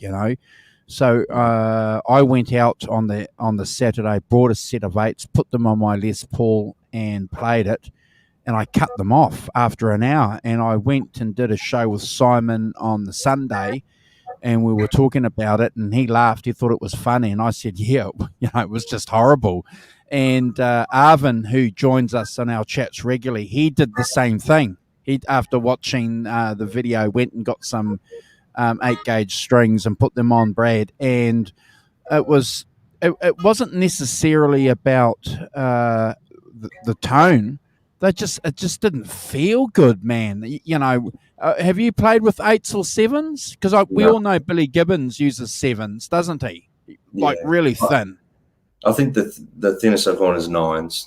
I've never really tried anything lighter than a 9. You see, I don't like 9s in my Les Paul. They got to be 10s, bro. Yeah, I'm a big advocate for 10s. 10 to 52s when I'm feeling a little bit fatigued with the 10 to 52, I go 10 to 46s. Because I find that the control, I know we're getting a bit geeky with guitar stuff, but I like to actually control the string, and I like to actually feel it fighting me a little bit, like with the vibratos. If it's too flexy and it's like an elastic band, there's too much give in it. It just feels like you're going to come off the fretboard sometimes. 8s are too wimpy. That's exactly right. KMX Rocks has said it, But if we're geeking out, you and I, bro, everyone else is geeking out in the chat too, because they're talking about the same thing. So, well, I'm not checking the chat today because I've been sort of trying to do some. I guess what I'm saying is, I think it's a personal choice, and and it's like tones on guitars, it's like amp settings, it's like everything. It's really comes down to, what you find works for you. And I don't think you should try and copy people and what they use, and the ego, you got to let it go. If you're hurting, you've got to savor your hands. You got to look after them. That's the point. So buy a box of guitar strings or a couple of packs of guitar strings and trial and error. That's something that I did. I tried 9s and 10s and 11s, and I even put 13s on to try, and they didn't last long either. No. Well, the heaviest I've ever gone is 12s, and I found that they were too heavy for me. But I'd only been playing for a few years at that point, because this whole Stevie Ray thing, heavy gauge strings, this and that, and I just couldn't do it. My hands didn't have the same strength. But you got to remember, Stevie Ray was Stevie Ray, and no one else is. And that's, you got to find your voice and what works for you. And if you want to play Stevie Ray licks and you're playing it with 9s and you're still doing it well, that's all that matters, isn't it? Really? I mean, So, I mean, there's no right or wrong, is what I'm getting at. I think it comes down to, personal choice.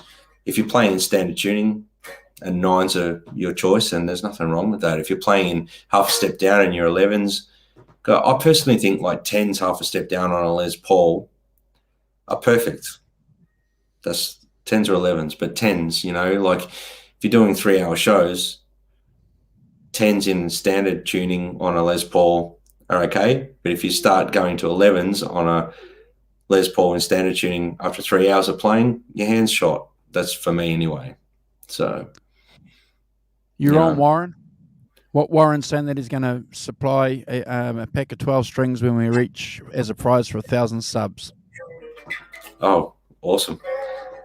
Well, that's the thing is, like, I don't like buying large sets of strings because I change them a lot. You know what I mean? So, like, even like when I was using when I used 10 to 52s, I think the what is it, the G, D, and A strings are heavier than a 10 to 46. Like those string gauges are slightly heavier. So I was using for a little while 10 to 46s, but ripping the 46 off and putting a 52 on the bottom. Oh, I was trying that for a while, and that really works for me, if that makes sense. Because I like that bottom string to be snappy, like I like it tight. Yeah. So that to me works, but that might not work for everyone. You know? what about the guys that like using a G string that's wound? You know, has anyone in the chat, or have you, bro? Because most of the strings that I buy don't have a wound G. You know, it's normally just a steel string. Yeah, I don't like wound G strings. I like them to be steel. I'm trying to keep it family orientated here. So yeah. You're doing pretty good. I was going to elaborate, but yeah, I like the plain steel for a G. Has anyone in the chat played a wound G string? Because I've never played a wound G string, so I don't know. So no, I found customizing string gauges is fun too, because you can play around. If you're doing all odd tunings and stuff like that, you've got to have, like, I've got one Les Paul set up for DADGAD, right? Because I write some stuff in an open tuning, and you can change the tuning from DADGAD to Open G and stuff. Like, you can play around with it. It's all in the ballpark, you know what I mean? But I like a heavy gauge string with open tunings, because you're not doing a lot of the bending as such. You're using the string as a resonant tone. But on that particular guitar, it's got lower output pickups, and I've got the pickups a bit higher than I would normally with these Sir ones. I've got them drop back a little bit in the body a bit to give space between the string, to get a bit of air, so it's not too punchy, if that makes sense. Still punchy enough for me, but yeah. But again, on my EP when I did Dance on Fire, I just tuned this to DADGAD half a step down. So when I say half a step down, every string from DADGAD, just that half step down. And I just used this. That was it. Wow. I just went, okay. But I had a 52 on the bottom. Yeah, so it was 10 to 52. I just went for it. Yeah, well, we're all the same, Kurt.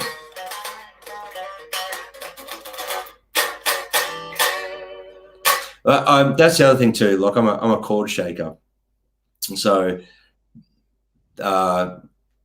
string gauges, you got to find a gauge where you can do that, because if you're using too tight a gauge, you can't shake those strings like I like shaking chords, like, to emphasize that. You know, I don't have a tremolo bar on a Les Paul, so you start using like techniques to get like a flutter or whatever it may be. So that's the thing. It's like, you find what works for you. I would never turn around and tell someone to use 10s because that's what I use. It's not what I'm saying. Yeah. Just use what works for you. You know, everyone's style's different. Yeah. I think the good thing though is, it's one of the reasons why we're doing this show and we're talking about guitar strings, because it's an important thing, because I remember using 9s, for a long time, and and thinking, gosh, this is, and then speaking to other people, finding out that they use 10s, and think, oh, okay, all right, so I'll use 10s. So yeah. I agree with you, bro. I think you have to go through that process of just finding, because strings do make a difference. I firmly believe that, and Brad has hit the nail on the head too. Adjusting your pickup height is important. When I got my Les Paul, there's a guy that jumps in the chat, bro. You might remember him, Guitar Hack, who is a Gibson nut. And he Yep. said to me, he gave me some good advice. He said, plug your amp in, plug your guitar in, and strum the strings and adjust the heights of your pickup, and you'll find the height. You'll find the height. You'll know. Have it low and then have it high and then adjust it. Man, he's right. Yeah. Yeah. Yeah. I tend to do the same thing. I don't really get I don't get a measuring tool out and work out which is the right height or anything like that. I do it here. Yeah. And I have been known use your eardrums. Yep. Yeah. I've been known at rehearsals, especially on the Strat, to get the Phillips head out and quickly adjust it at a rehearsal because it sounded good in my bedroom and it sounded like shit it sounded like crap when I got there. So yeah, it's kind of like that whole thing. You adjust it to volume as well. So as you crank your amp up, if you got your pickup at a certain height, and this is where we could go on for another rabbit hole here and go down a whole thing of volume and what the volume thing, the difference it makes to your tone and everything like that as well. So yeah. So I'm interrupting you, bro. I'm sorry, but I think I might know who this person is. I'm not even going to pronounce that. How's it German? If it is German.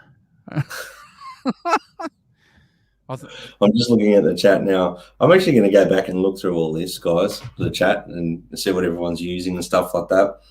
But I think string gauges are relevant and pickup heights are relevant to you. Big time.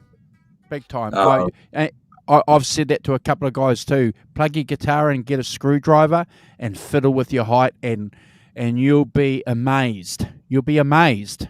Don't get your ruler out and because someone in an article said that the bottom E is 2 millimeters and the top E is 3 or 3.5. That means jack shit. Yeah, well, I mean, you know, some of the best players in the world. I mean, we talk about Ed a lot on the 5150 show. I mean, he used to just play with his guitar till he was happy, what worked for him. There was no right or wrong way. He just did what he did, changed necks, changed pickups, did this, did that, whatever, did what he had to do with his Floyd. It's all part of, what we're talking about now is, but he took it to the extreme,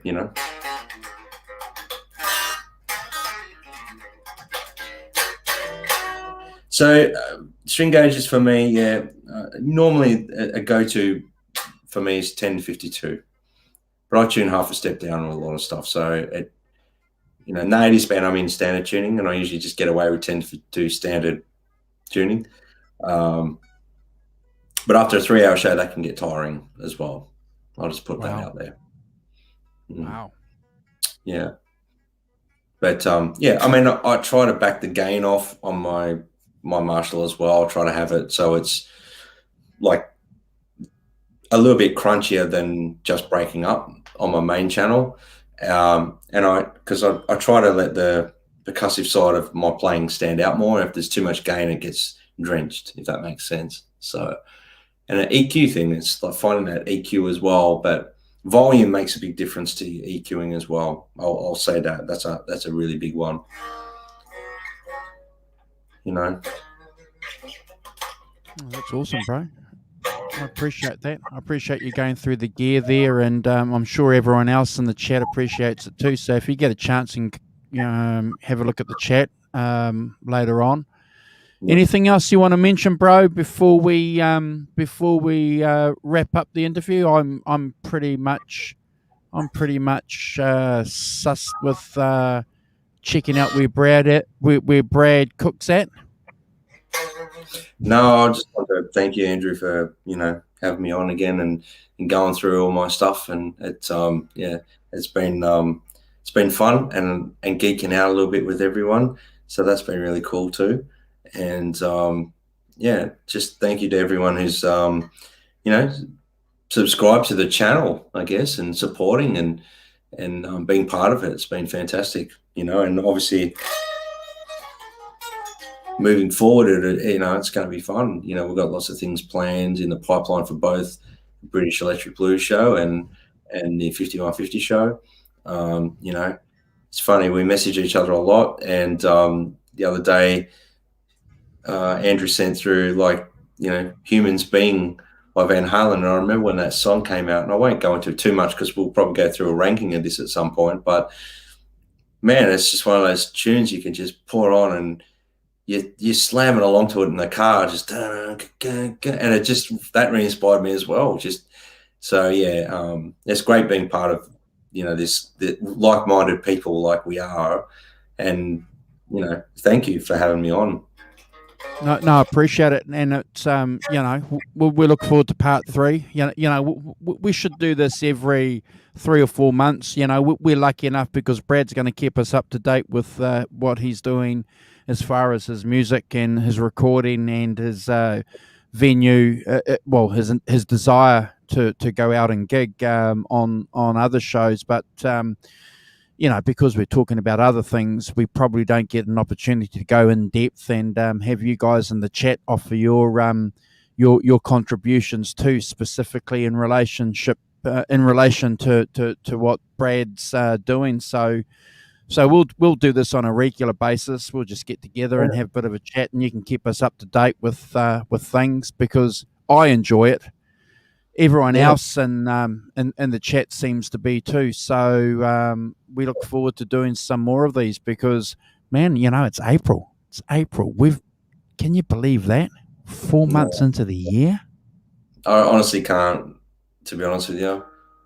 Can't believe it. Thanks, Simon. Every day I just think, far out, man. Like, this time last year, we were sort of looking at going into a lockdown,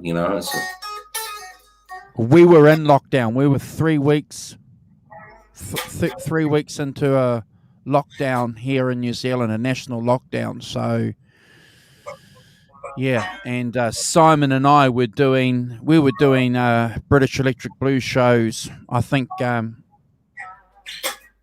Carl. If it wasn't every day, it was every second day. We had nothing to do.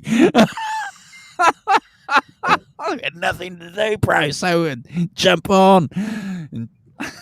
That's awesome, though. I mean, it's been that's one thing, I guess, from a point of view is another thing that I mentioned before, like, music's healing. So if it helps get through, like, even just like something like simple as like connecting in a time frame when it's good and healthy to connect with people, because sometimes we tend to go inward when those sort of things happen. Like, I only know this from my experience. I started to go inward a bit, like, because I just felt like it was too much effort to sort of talk to people about things. It was like, because everyone's got their own problems or whatever. But sure, in a sense, what I'm saying is, like, to get on every day or every second day to talk about music and take your mind off everything and not focus on the dark cloud that was over everyone's head and focus on something wonderful, even better, Yeah, and we're just going to always keep saying it, guys. We're humbled by the fact, that we had 12, 13, 14 people at one stage, hanging out with us. We appreciate it. We appreciate your comments. We appreciate your support. We appreciate the fact that you guys support the channel. We appreciate the fact that you guys are pushing Brad's Instagram and his music on other forums. It's about building that community, and it's really interesting because Caleb, when he was on the other day, he said that he didn't mind when people were putting smart and negative and derogatory comments on his Instagram and his YouTube channels. And that's obviously going to happen, unfortunately, amongst Van Halen fans, because Van Halen fans have the best fans and unfortunately they have the worst fans. So it's a fine line between, being a Van Halen fan for some people, I think, but the good thing about what we do here is we're the best of the Van Halen fans. We're the best of the music fans because, we don't do that. And we don't advocate it. We don't advocate people putting smart and hateful and stupid and rude comments on people's social media. We're musicians, and we take our responsibility as musicians and music fans seriously by cleaning up social media. by being positive and respectful. And that's the 100%. preaching. That's the preaching you're going to get. That's the only preaching you're going to get from this channel. Yeah. Unless the rev comes down on your hard because you've done something wrong in relation to Van Halen. Yeah. But Brad and I got no control over that one. God help you if you do. That's all I can say. Yeah. We got no control over what he does, unfortunately. That's we secede. Yeah, well, you don't want to get on the wrong side of Kurt. Let's just say that. Yeah. No, but I appreciate it, bro. I appreciate you jumping on and just giving us a bit of an update, and because people ask, in the chat on other shows that we do, what's happening and stuff like that too. So, we can't go down that track when we're, talking about, Deep Purple. No, well, that's the thing. It's like that's the one thing as well I want to sort of emphasize is when we're on the show, we're focused on what we're talking about, and we deviate a little bit if it's relevant, but we try to keep it on topic is what we're saying. And when we have guests on, like we had Caleb on the other day, we let them talk, let them take the center stage, and we're just here to soak that up and enjoy it. So because this is what it's all about, that whole thing of getting people on and enjoying that. And when Michael's on, same thing. We want to hear his take on this stuff because that's what we're here for. So, yep. And we can always do something, later on in the week, like we've done now. Yeah. Where we're not stepping on anyone's toes. So it's always, so if you've got something that you want to talk about, we can always schedule a show. Yeah. Same thing with Simon. If there's something that might not be completely sort of, going to slot into the next show that we're happy to jump on and say, hey, I've got, yeah. Yeah. 100%. I mean, always keen to do that. Yeah, it's always cool and to connect with everyone the way we have been. So, we take the responsibility of what we're doing pretty serious is what we're trying to say. Look at that.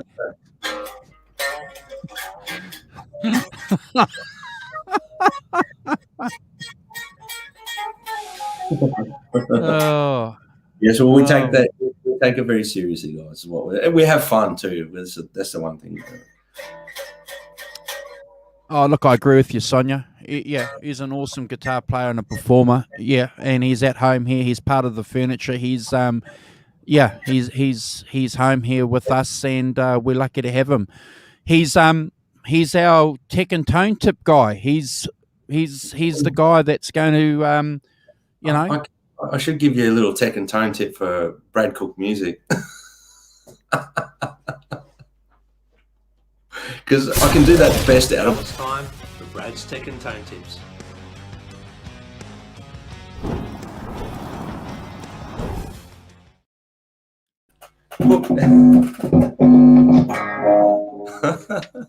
Put me on the spot, right?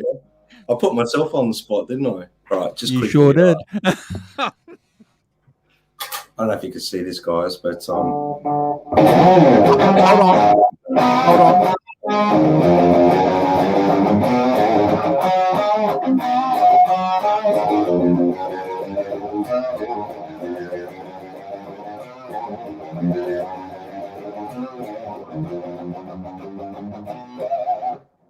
So that's how we get the tone, all right? It's all in the hands. I'm joking. I'll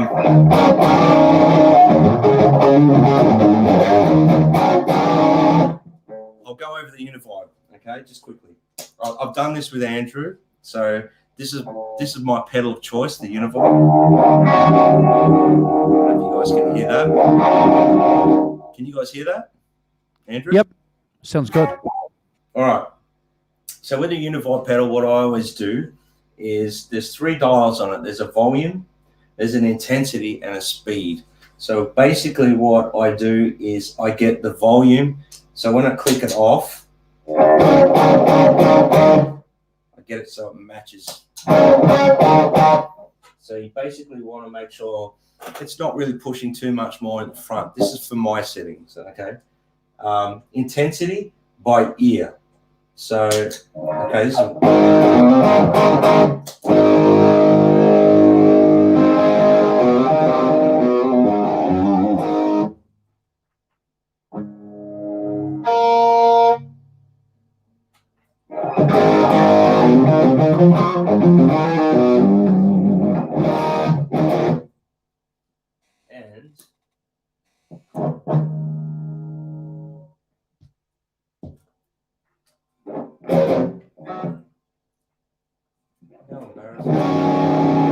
Well, I can't give you the pedal setting because my power lead's stuffed.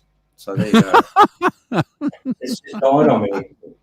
I'm glad it happened here and not on the not at a live gig. It's okay. It's all right. But, so yeah, okay. So basically, that's my guitar tone, straight in, no effects.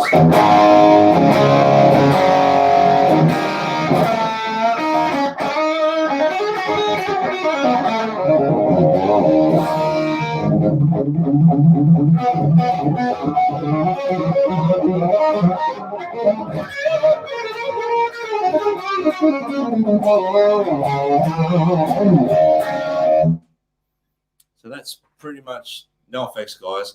And I will do a tone tech on the Univibe once I fix that patch cable that's died on me. Someone's saying, of course you have a spare. Yeah, it's a spare is... Oh, okay. He does. Good. It's in here. Okay, good. But I don't want to waste your time online, guys. So, Yeah. But there you go. Actually, if anyone's interested, I'll go through the solo for Planet of Love. All right. So I've got a single out called Planet of Love, and the solo is really, really quite basic. But there was no thought pattern in this solo when I did it. I just played along with the music, and so I've had to relearn my solo, obviously. So it goes.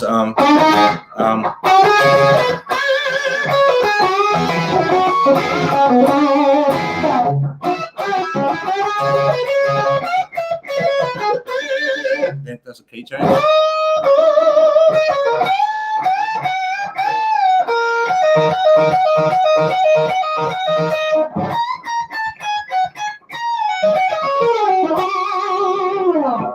That's the solo. There you go. Awesome. Aren't we lucky? Aren't we lucky, guys? Practice that.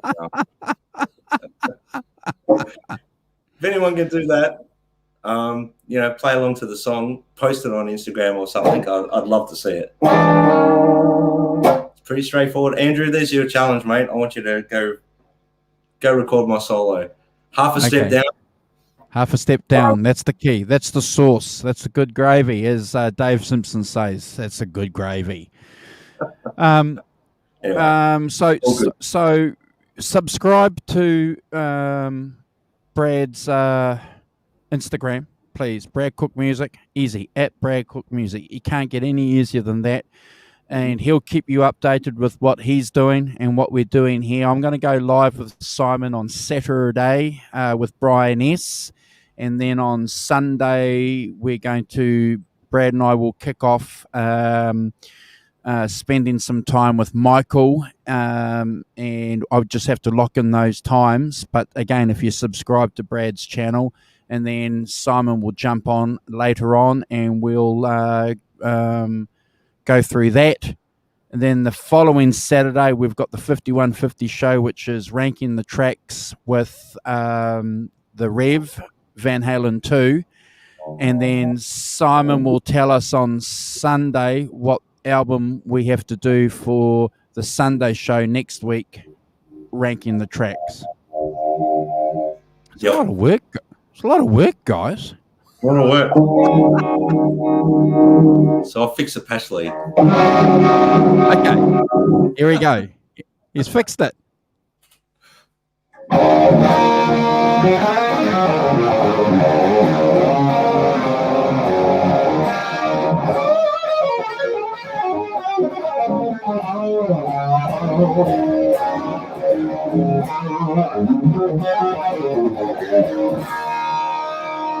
There you go. Yeah, Simon. Okay, Simon. Yeah. Tell us now. Yeah, tell us, Simon. Yeah. Yeah. So that sounded good, bro. That sounded awesome. That's But, the Les Paul Univibe, and I use that sort of sound on my EP quite a bit. Wow. I'm interested to see what Simon's going to bring up for our record, our album rankings. Oh, he's picked a gem. He's a good boy. Look at Oh this. yeah, good. Oh my gosh. Koss. Fruitcake Tony.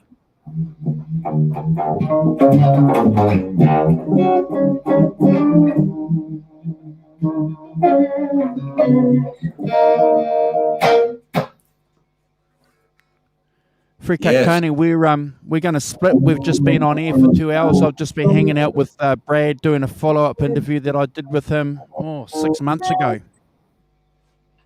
Yeah, it was 6 months, was it? Wow.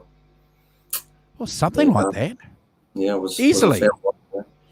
Yeah, unreal, eh? Time flies, eh? When you're having fun. Yeah. Do you want to? Can you see the chat? Do you want to say Yeah. goodbye to everybody? Is that cool, bro? Yeah, I've got it on my phone here because that's the only way I'm doing it these days. So Sonia, Robot Awesome. Master Switch, Mark Tanner, Simon, Warren, of course, Deja Voodoo, Fruitcake Tony. How you going? KXM Rock, Mark Tanner. Did I say Mark before? Jesus, there's been a fair few people here, which is great. Kurt, 5150, of course. Am I missing anyone? Sonia, I've said Sonia. That's pretty Simon, much it. thank you. Yeah, so thank you guys. Thanks for joining and being part of this. Much appreciated. I'm just going to the very start to see if there's just been a big chat in here, guys. Yeah. Teresa so- was on. Yeah, Teresa, Brian Spalding was on. Yep. So yeah, thank you guys. Thank you for joining us. And Quentin James. This person. Yes. Ingning aus ist ingning out longring an Traxel Frau. Oh Jesus! And the funny thing was, it sounds a bit robot-y, and then you started to break up a bit there, so it sounded even more like a robot. But, all right. So thank you guys for being part of this, and for anyone who hasn't subscribed and they're watching this later, do so, and subscribe to the channel. We've got some really cool stuff planned. We're going to be doing the draw soon for the 5150 show and British Electric Blues show T-shirt. So 500 subscribers. So we'll talk in the back room at some point, and we'll work that out, and we'll work out how we're going to draw it. We'll come alive and draw it. So that'll be fun. And we'll Awesome. get we're looking forward to joining you again on Sunday, and I'll be watching from the chat on Saturday. Cheers, For the guys. Saturday. Yeah. Awesome. Okay, guys. Thank you, KMX Rocks. Yeah. Thank you. Nice Yeah, hang. thank It's always. Yeah. Always the cool thing. hanging out with you guys. So thank you for hanging out with us. It's been great. Yeah. All right. Be safe, everyone. See you guys.